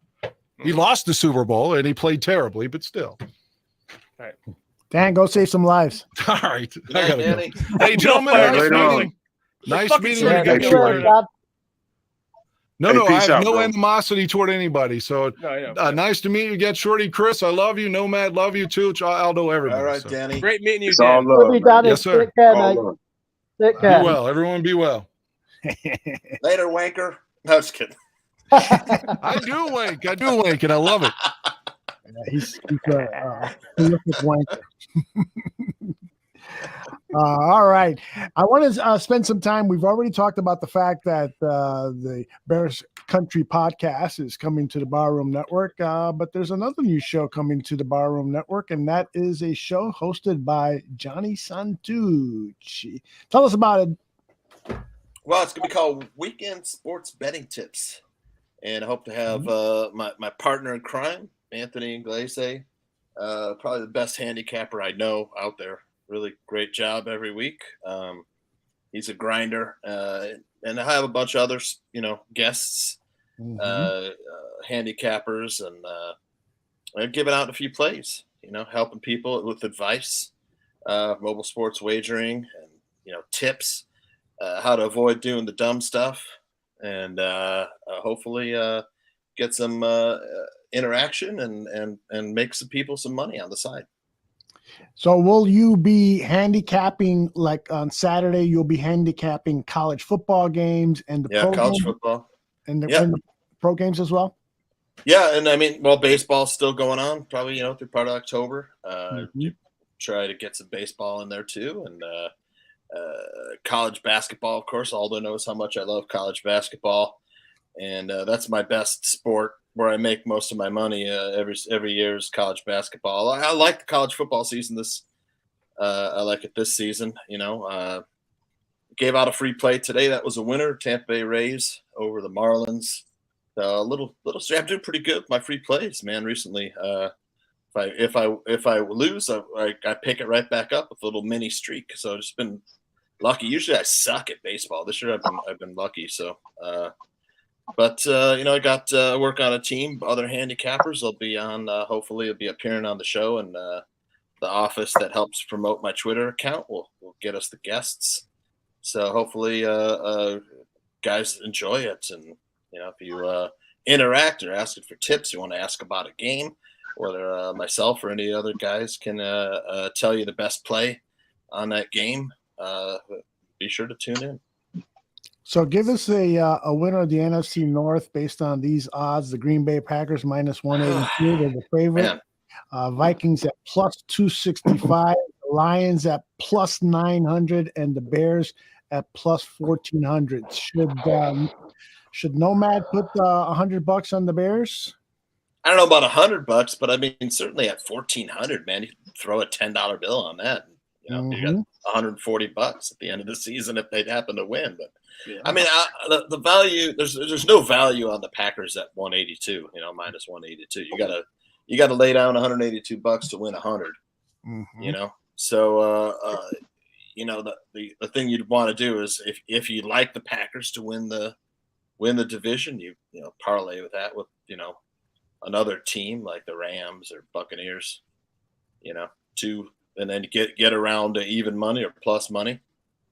That's not a bad bet. Are you going Tooch is going to force me.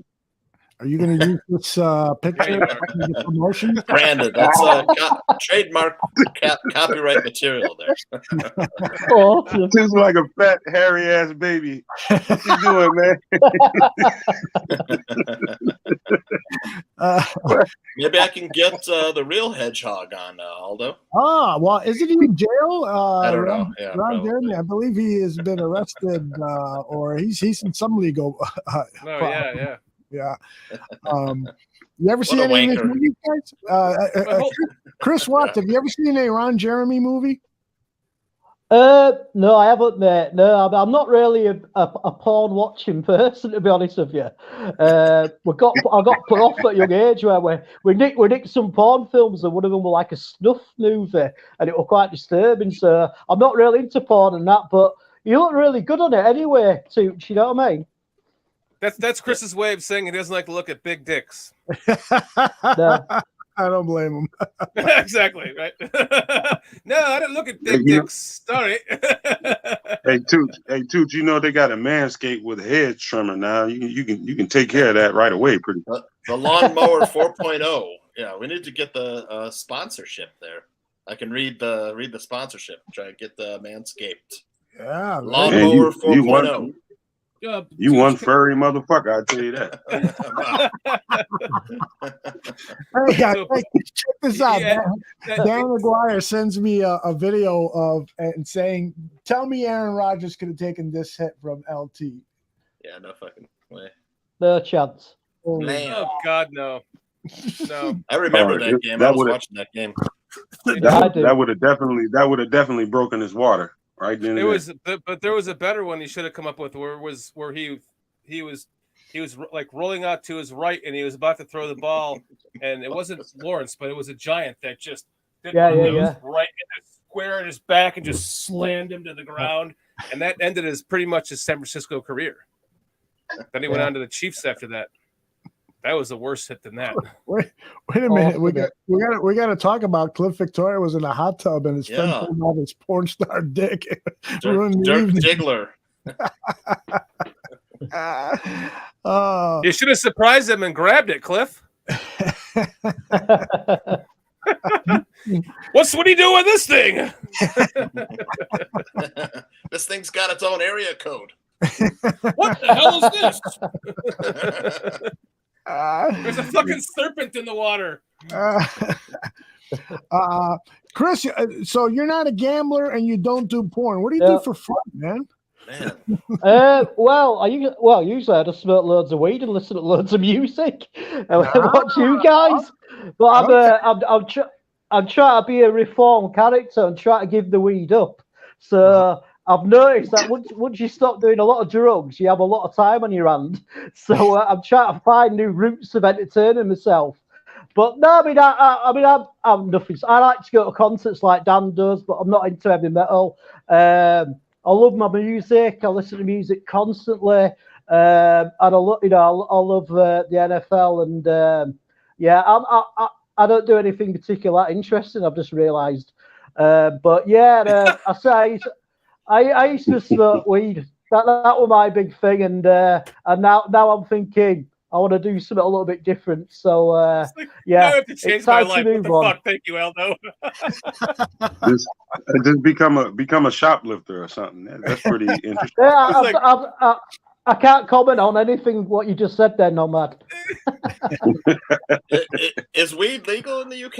It's not yet. No.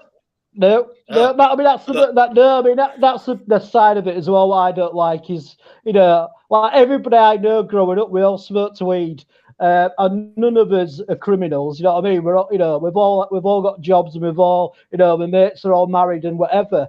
And that's the side of smoking weed that I don't like, is actual score in it. So, and also, I've nearly been caught quite a few times. I've nearly been caught by the police. Actually, no, I did get caught on top of. We're all in this golf course, and you can look over to Leeds, and it's like night time, and we're smoking some weed, and we're in this car, and then suddenly we heard this like. I kept going to the guides. I kept going, I'm sure I can hear something. And they kept going, oh, no, you're just being paranoid. And, and I can hear something. So we got out of the car. And then suddenly this police helicopter came out of nowhere and shone the full fucking lights on us. So we all started running around for some strange reason, throwing everything we could. And then we all got nicked. And then we all got took to the police station. And I was quite drunk as well. We all got put into separate cells, and I could hear the police talking to everybody else apart from me. And I kept thinking, oh man, I bet they think I'm going to be like the weak link.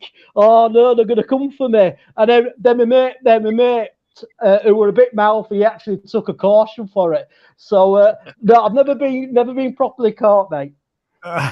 You guys were like, up yours, Thatcher.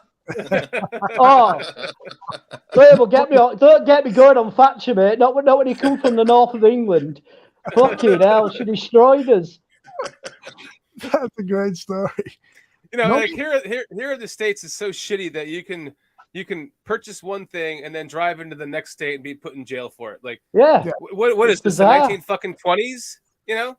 Yeah, it's ridiculous. It really yeah, is. I always find that quite strange about US. Is like, you know, you can have certain rules in a certain state, and then you go to another one. It's completely different. But I suppose because your country's such a large place, and you know your states are such big place. I mean, you've got states that are probably 6 or 7 times larger than the UK. You know what I mean? Easily. So I do understand why that happens, but it is quite bizarre that you just don't have like national laws for everything.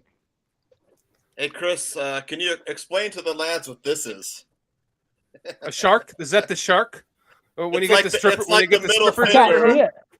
It's the middle finger in England. 2 fingers. Oh, it's 2. He's got to get his readers out. Isn't that peace? It's the same thing as this, but in England it's 2 fingers because when they would capture the opposing army bowmen, they would cut off their bow fingers. Cut their hand off. They cut their hand off or the bow fingers Yeah. off, and they would, in defiance, they would show 2 fingers. So it was like flipping them the bird. Exactly. That to me was that was a shark at my bachelor party in my first marriage.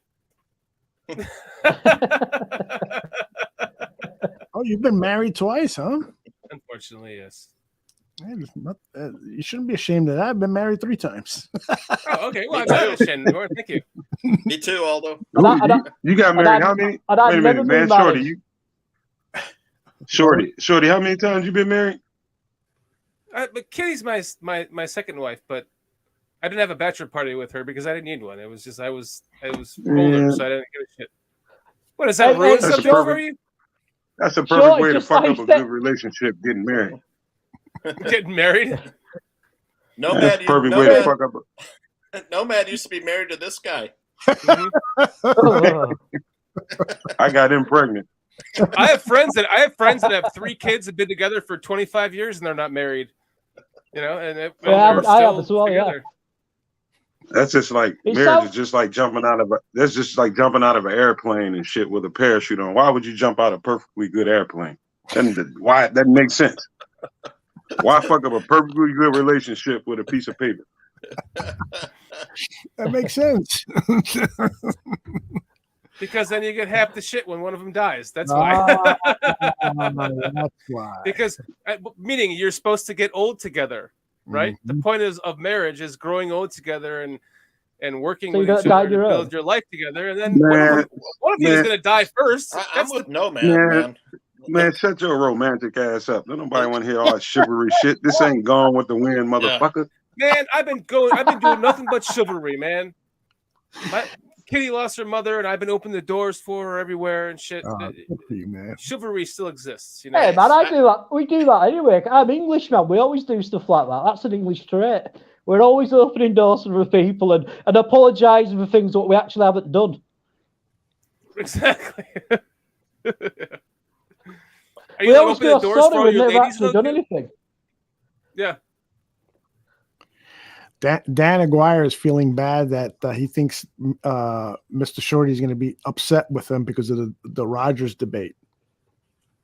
Are you kidding me? No. No. Listen. That motherfucker's memory is shorter than Tattoo from Fantasy Island, man. Who, me? Yeah. I think he was referring He to. won't remember tomorrow. You're giving me what I'm saying. No, listen. I love that because I don't like to use the word hate because it's a very strong word, but I strongly dislike of all football players of all time, Aaron Rodgers and before him Brett Favre. And the fact that I felt like I had to defend him is absolutely fucking ridiculous coming from my perspective because anyone that knows me would never think that I would do that. But I was agreeing with Nomad what he was saying, that he is one of the most talented quarterbacks. He is. You can't take that away from him. No matter how much I fucking hate him, for many reasons. You can't take that. You can't take away from the fact that he is. I mean, no, he has one NFC Championship win, the same as Rex Grossman. But he loses in the play. He's lost how many NFC Championships in a row? He's lost. So no, if I was a Packer fan, I would not be happy with him. But he still annoys the hell. He annoys the hell out of me as a Bears fan, as little as he's actually won as far as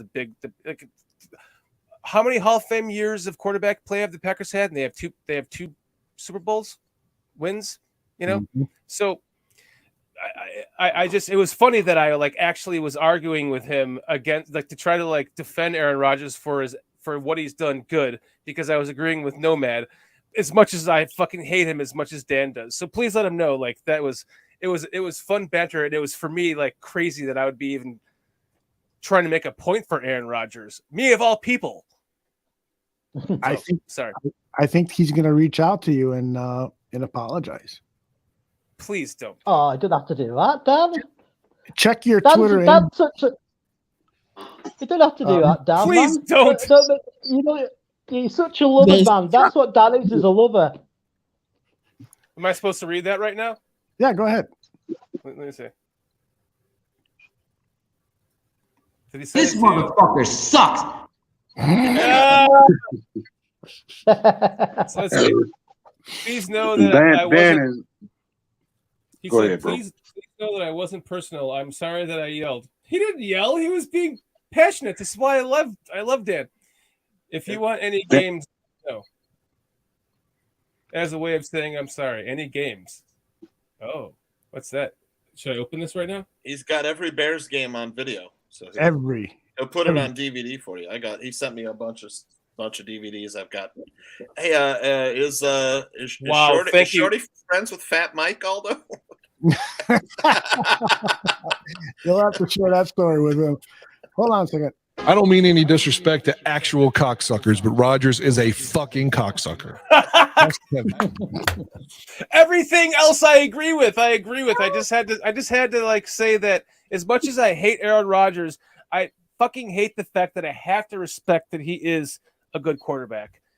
And he's one of the best I've seen with my own eyes. And I hate it. Grates on my nerves to say it, but it's true. And yes, he's correct. He could not take only a one hit thing we can do, Shorty. It's modern NFL. Yeah. There's only one thing we can do. Beat Green Bay. Beat Green Bay. In Green Bay. And that's why I was hoping that he didn't retire last year, so that Justin Fields could take the NFC and not give it back. The NFC North and not give it back. Take it from Rodgers, right? And then just put him out of his misery. Let him retire a loser. Now you know never to bring up Green Bay with that motherfucker on the screen. Now you know. That was my fault. You can't do it. You can't do it. It's just like it's just like giving a gremlin some crack or something, man. He just goes. I worked in a small room that was enclosed with windows all around us. Everyone could see our computer screens as they walked past. They saw our backs, right? And there was three of us making circuit boards. And there was this one fucking Packer fan from Kenosha that worked in Upper Illinois and Lake County, Illinois area. And he rode my ass every single goddamn day about the Packers. We had a riding bet every game. We had to wear the loser's jersey. And I wore so many goddamn fucking Brett Favre jerseys in my life. He's worn 2 Brian Urlacher jerseys. I can count them on one hand. 2. And the rest were all every goddamn Monday, every Tuesday, Just be glad it wasn't a Lions jersey. Yeah. But it's just and he would just ride my ass all day. It just ingrained into me how much I just can't stand the Packers, because I'm like, when fucking Aaron Rodgers is out of here, fuck you, because we're gonna sit back and watch you try to be the Bears finding a quarterback. Then they get Aaron Rodgers.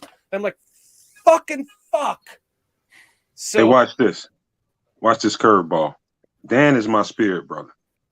because he is. That's a kind brother right there. I don't give a fuck what color he is. He's my brother because I could tell his spirit is kindred to mine. Mm-hmm. He isn't out to offend somebody. That's Nomad. Me too. That's Dan. I'm Hey, exactly that- right that there might with be- you. That might be pregnant Dan right there. I don't know what he was doing that night. But that's a nice guy, man. And I love that about him, man. He's the same kind of spirit I am. Don't listen, want to offend anybody, you know? I wrote this down because there was some things I wanted to tell Dan instead of telling him I was a fan. So if you'll just give me, I said what I wanted to say. About Dan is that Nope. I love his constant optimism. I love his passion for the Bears, which is the same for me. Nope. I love his memory of Bears content. It's just Nope. It's like mine. It's just all this shit from years and years and years and years of just that much love. That's all you invest your love into. I have no other sports teams that I'm a fan of. I bet he doesn't either. And he's so well spoken and polite. Shut the fuck up. I have him as notes right here. So Dan, no, that was all in good fun, man. Please. I'm trying to find the sound drop. Do you remember this one? Tooch? Yeah. We did a show once where Dan said, "I will suck Aaron Rodgers' dick." I'm trying to find Got it somewhere. Hold on. Let me. Oh God. I think I have it somewhere. Hold on. Let me see if I can find it. I know you collected all of those for me. Yeah. What else should we talk about in these last few minutes? Guy, go ahead. Did you want to talk about the media? Yeah, well, we did already.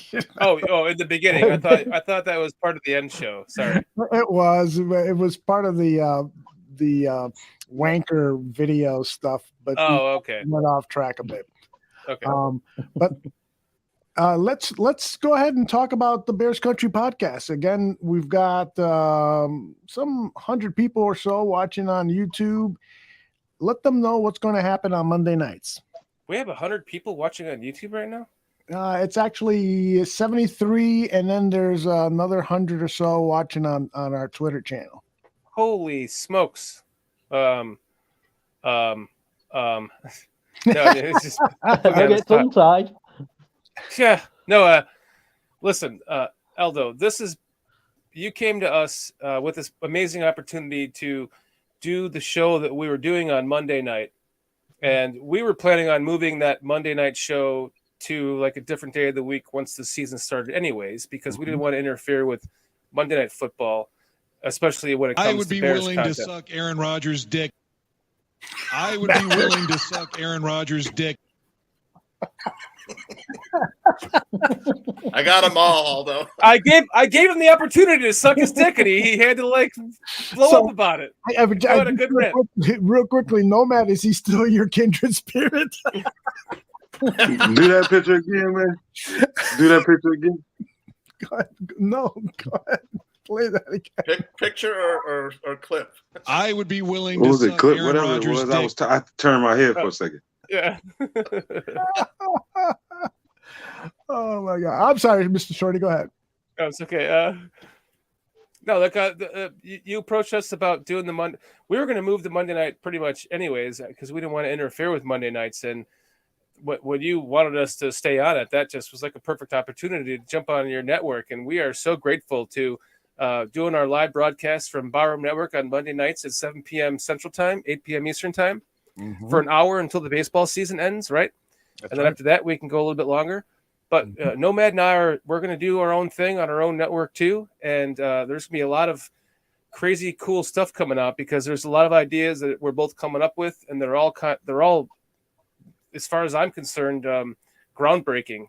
And so, from talking about going to the Niners game and doing a live podcast there with just our phones and in the backdrop and doing some shorts from our seats. We have really good seats. These are like 20 yard or 20 rows up end zone, I guess. Mm-hmm. But then Aldo, you're also going to be going to the Miami Dolphins game, and so are we. Mm-hmm. And we've kind of talked about meeting up for that game, and I think we might there even be is a slimmer of hope. I think there is a slimmer of hope. And we might be sitting. We might be sitting together for that game. Yeah. And so, but we're going to be doing some together. We're going to be doing some stuff that day. You, Nomad, and I, and Dan, and we're going to have some. We're going to be doing some live broadcasting with you from the stadium as well. It's going to be. There's so much that we can do with this, and the opportunity that you've given us is just amazing. And from my heart, honestly, seriously, thank you. We both appreciate you, and we're not going to let you down. Oh, I know you guys won't, but if you do, fuck it. Given that I spent so much We're not time going to let on ourselves Pornhub, down. it's only appropriate that I have a porn mustache. Well, you want? I'll chime in with. Go ahead, Nomad. I'll chime in real quick, man. I think the whole idea and the whole concept is to mesh brands and mesh talents and mesh ideas and put it in the pot and see what we can come up with. See if we can improve each other. You know what I mean? Make each other better at what we're doing out here, and not just take it for granted. And I don't take it for granted. I appreciate it. Didn't see it coming, but I'm glad it's here. And I will be putting my damn best foot forward to make sure that whatever we're doing going forward, I'm putting some good thought into it and trying to make it entertaining, because I think this is what it is. It's entertainment on the internet. That's all it is. You know, it's not TV, but it is TV. It's on the internet, and people gravitate to this kind of thing. And I think if we actually pull back for a second and say, you know what, let me just put my best foot forward in this situation, offer my ideas, mesh with other people's ideas, and don't be an ego maniac about the whole thing. And I think we'll come up with some good shit. I guarantee you people will be satisfied.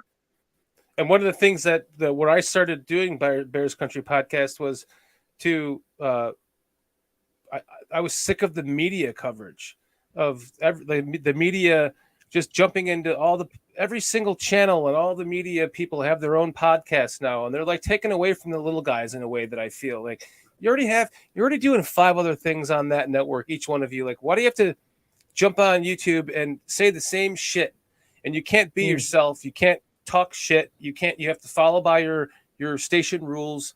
Like the Barroom Network really turned me on to and inspired me to even do all of this.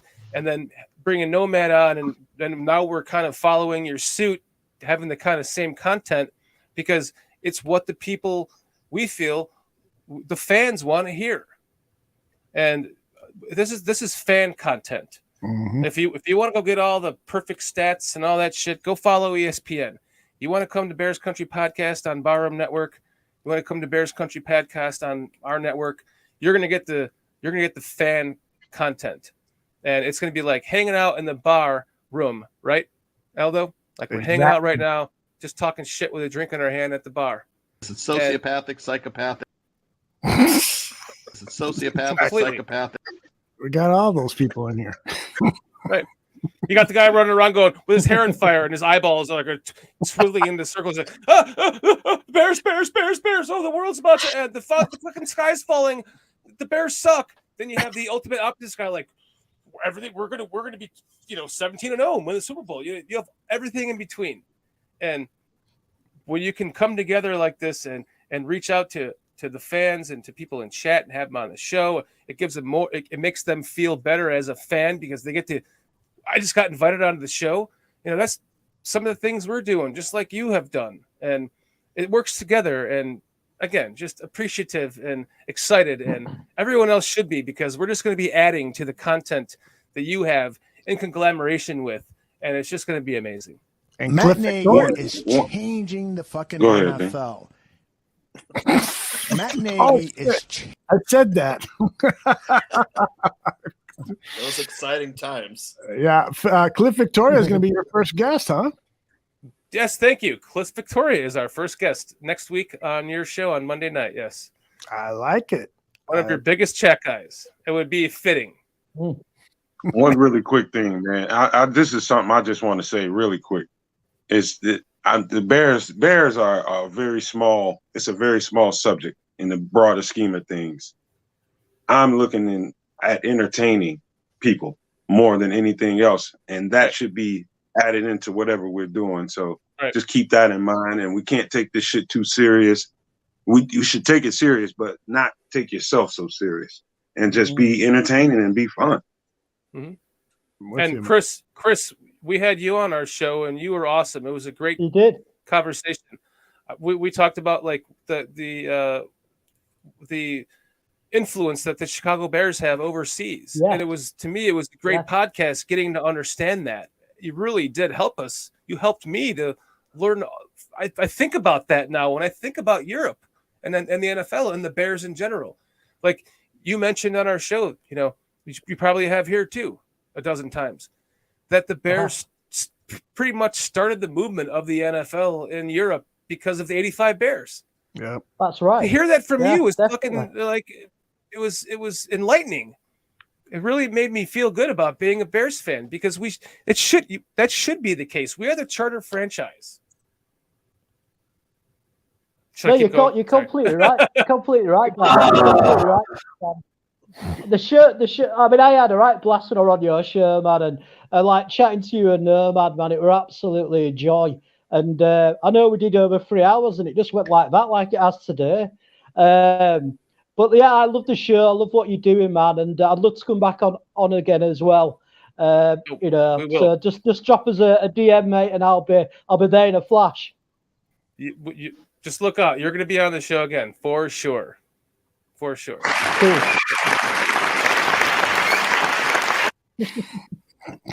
Just playing on these songs. They both. That means it's a wrap. Sort of fantasy. Somebody got a new soundbite system working tonight. Yeah. Let's play around with this new soundbite system. Here, press this, press this, press this. look at all the things we put in here. He's laughing because he knows I'm right. I haven't done that in a long time. I'm glad you said that, Dan, because I thought Aldo was just getting bored of us and he would have started making as many sounds as possible. And wait a minute. I thought, Tooch was doing some of those too. You can't. Don't blame the Tooch, man. Don't blame the Tooch. Not on my watch, mate. Not on my watch. We're trying to follow your production to wrap this shit up, and I don't know. Just help us out here. That is great. Well, all right. We are going to pull the plug on this episode of Dan and Aldo Bear Their Souls. A great show, man. Tooch, let people know again when your new betting show on the Barroom Network is going to begin. What time can they find it? Let us know, brother. Hopefully this Saturday, but I think I came in at the wrong time. I heard something about a dildo as soon as I. Tooch, I'm gonna have. I have some questions for you, but we're wrapping the show. But I would like to talk to you about some of this betting stuff because I'm not a betting man. But like when the Bears are 65-1 to win the Super Bowl, I put $100 on them. And both times I've done that, they went to the playoffs. So this year they were, but I didn't.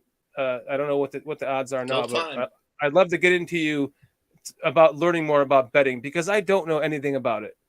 But when you put those numbers on there, plus 1,400, and I put $100 down, I win 1,400. So I would take that bet. Yeah, for sure. It'd be $140, right? Yeah. If you put $100 down on 14, 1,400. Yep. Right. Yep. Cool. I'll be in touch with you about that because I want to learn more for sure. All right. And the Bears are plus 1,500. 1,500 on DraftKings. Yeah. Yeah. So even better. Bet $1, win 1,500. Yeah. Bet $1? I like that. Bet $1 to win the Super Bowl. The Bears to win the Super Bowl, and you win $1,500. Over 6.5 wins. Kind of like that bet a little bit more after last Saturday. I love that. I'll tell you that. Was Justin Fields? Man, the 14 of 16, 156 yards, 3 touchdowns, 146.9 quarterback rating. Mm-hmm. I mean, I know Cleveland didn't have all their top guys in there, but man. But he was standing in the pocket and throwing from the pocket with conviction. The pocket's collapsing in on him, and he's not focused on any of that. and he's throwing the ball down the field from that, and he's using his eyes more now to like direct people and get the safety moving this way, and then he gets the guy open. He's doing all the little things, and it's so exciting to see what he's going to do this season, because this record that I have here is based on him entirely. We had a playbook that made sense, you know, this last weekend. And in its most vanilla form. Yep. So, Tooch, tell us about what time the show, we can find the show on Saturday nights? What do we got available? I was thinking, it'll probably be, I don't know. I mean, I don't know. Are Barflies late risers or early risers? It's probably late risers. You don't even know what time your show's going to be. I don't know. What else is on Saturday? There's nothing else Saturday morning, right? Saturday mornings are yours, man. Oh, probably either 9 a.m. or 10 a.m., because you want to get, college football usually kicks off around 11. Exactly. So got to be around 9 a.m., 9:30, something like that. Yeah, I'll talk with Anthony. And what's the name of the show? Weekend Sports Betting Tips. I like it. Yeah, roll the intro, Aldo. Or selling ass for Tooch.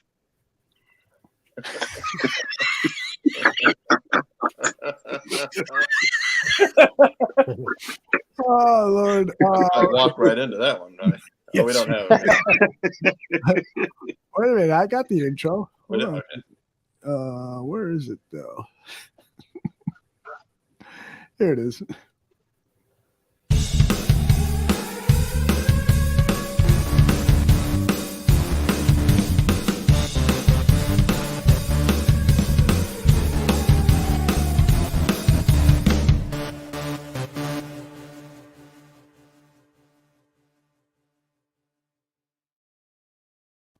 Nice. Hopefully it'll be like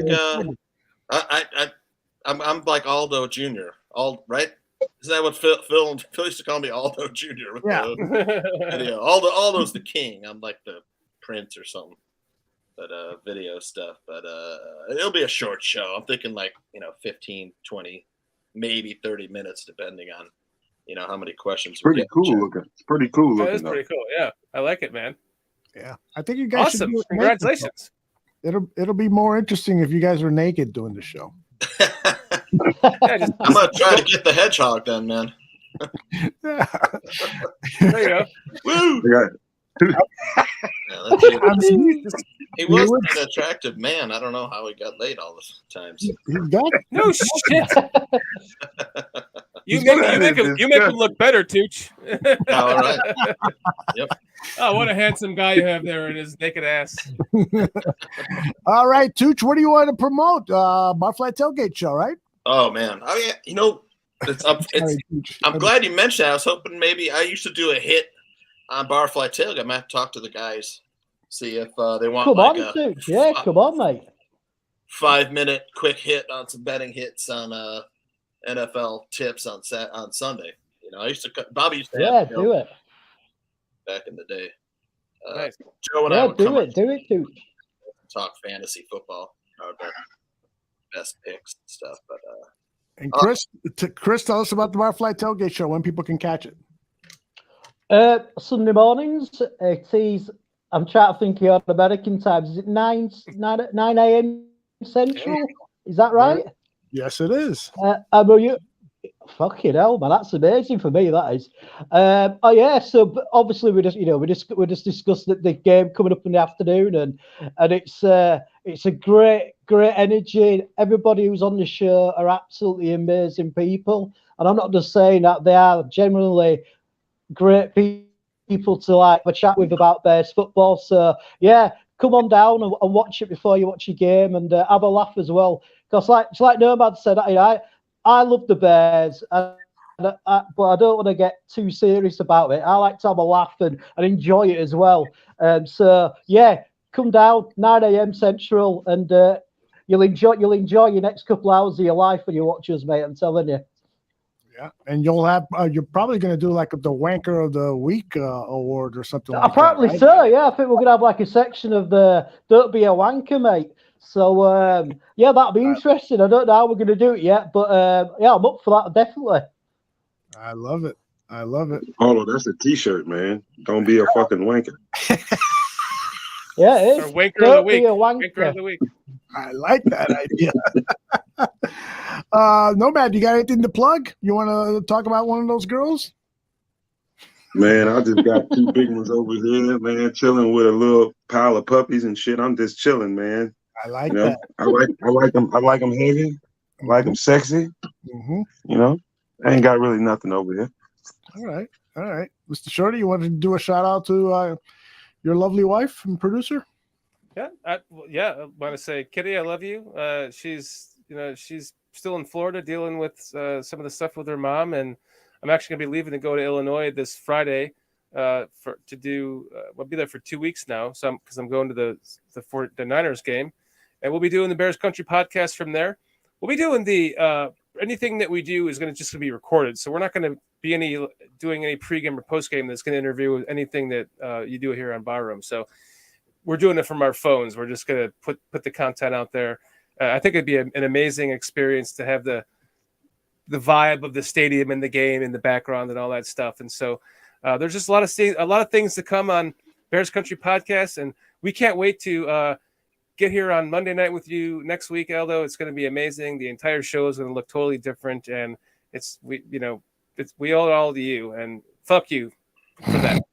Fuck you very much for that. Thank you very much. I know you don't want to. You don't want the. I don't want to gloat on you. So I'm just going to say it very plainly. Like, fuck you very much for that, Aldo. Thank you. Fuck you too. Fuck you too, buddy. All right, everybody. I want to let people know that tomorrow, what is tomorrow? Wednesday. So we've got the Bar Down Hockey Talk show at 2 p.m. Central. Then after that, we've got the season debut of Buffon 55 with Alyssa Barbieri. John is back. I love that show. Back for season number 6. And their special guest is going to be Clay Harbor, 9-year NFL veteran and a huge Chicago Bears fan. He's become a darling on social media because he's against that narrative, national media narrative of picking on the Chicago Bears. So he's going to talk to John about that. And, of course, if you have never seen Buffon 55 before, the high energy John Buffon has got 5 rounds. Yeah, that he's got in 55 seconds. It's going to be an outstanding. I almost had him on last week. We just couldn't get together. It would have been Tooch and Dan and John Buffon last Tuesday, but that's awesome. He couldn't work it into his schedule, but maybe in the near future. And I can't wait to see it and meet him. Yeah, he's a great guy. His uncle played 15 seasons for the Chicago Bears, Doug Buffon, and also had an illustrious broadcasting career here in Chicago before he passed away 2 or 3 years ago. So that's going to be it's the season debut. So join John tomorrow at 7 p.m. Central. So with that, we'll pull the plug on this episode of Buffon 55. I mean, excuse me.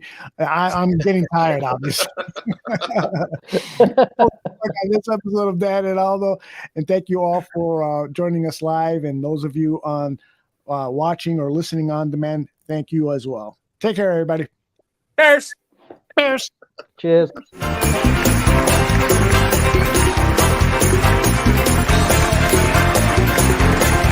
Thank you for listening to Dan and Aldo Bare Their Souls. Make sure you subscribe to the Barroom Network and you give us a rating on iTunes. Until next week, my name is Nomad. Bear down.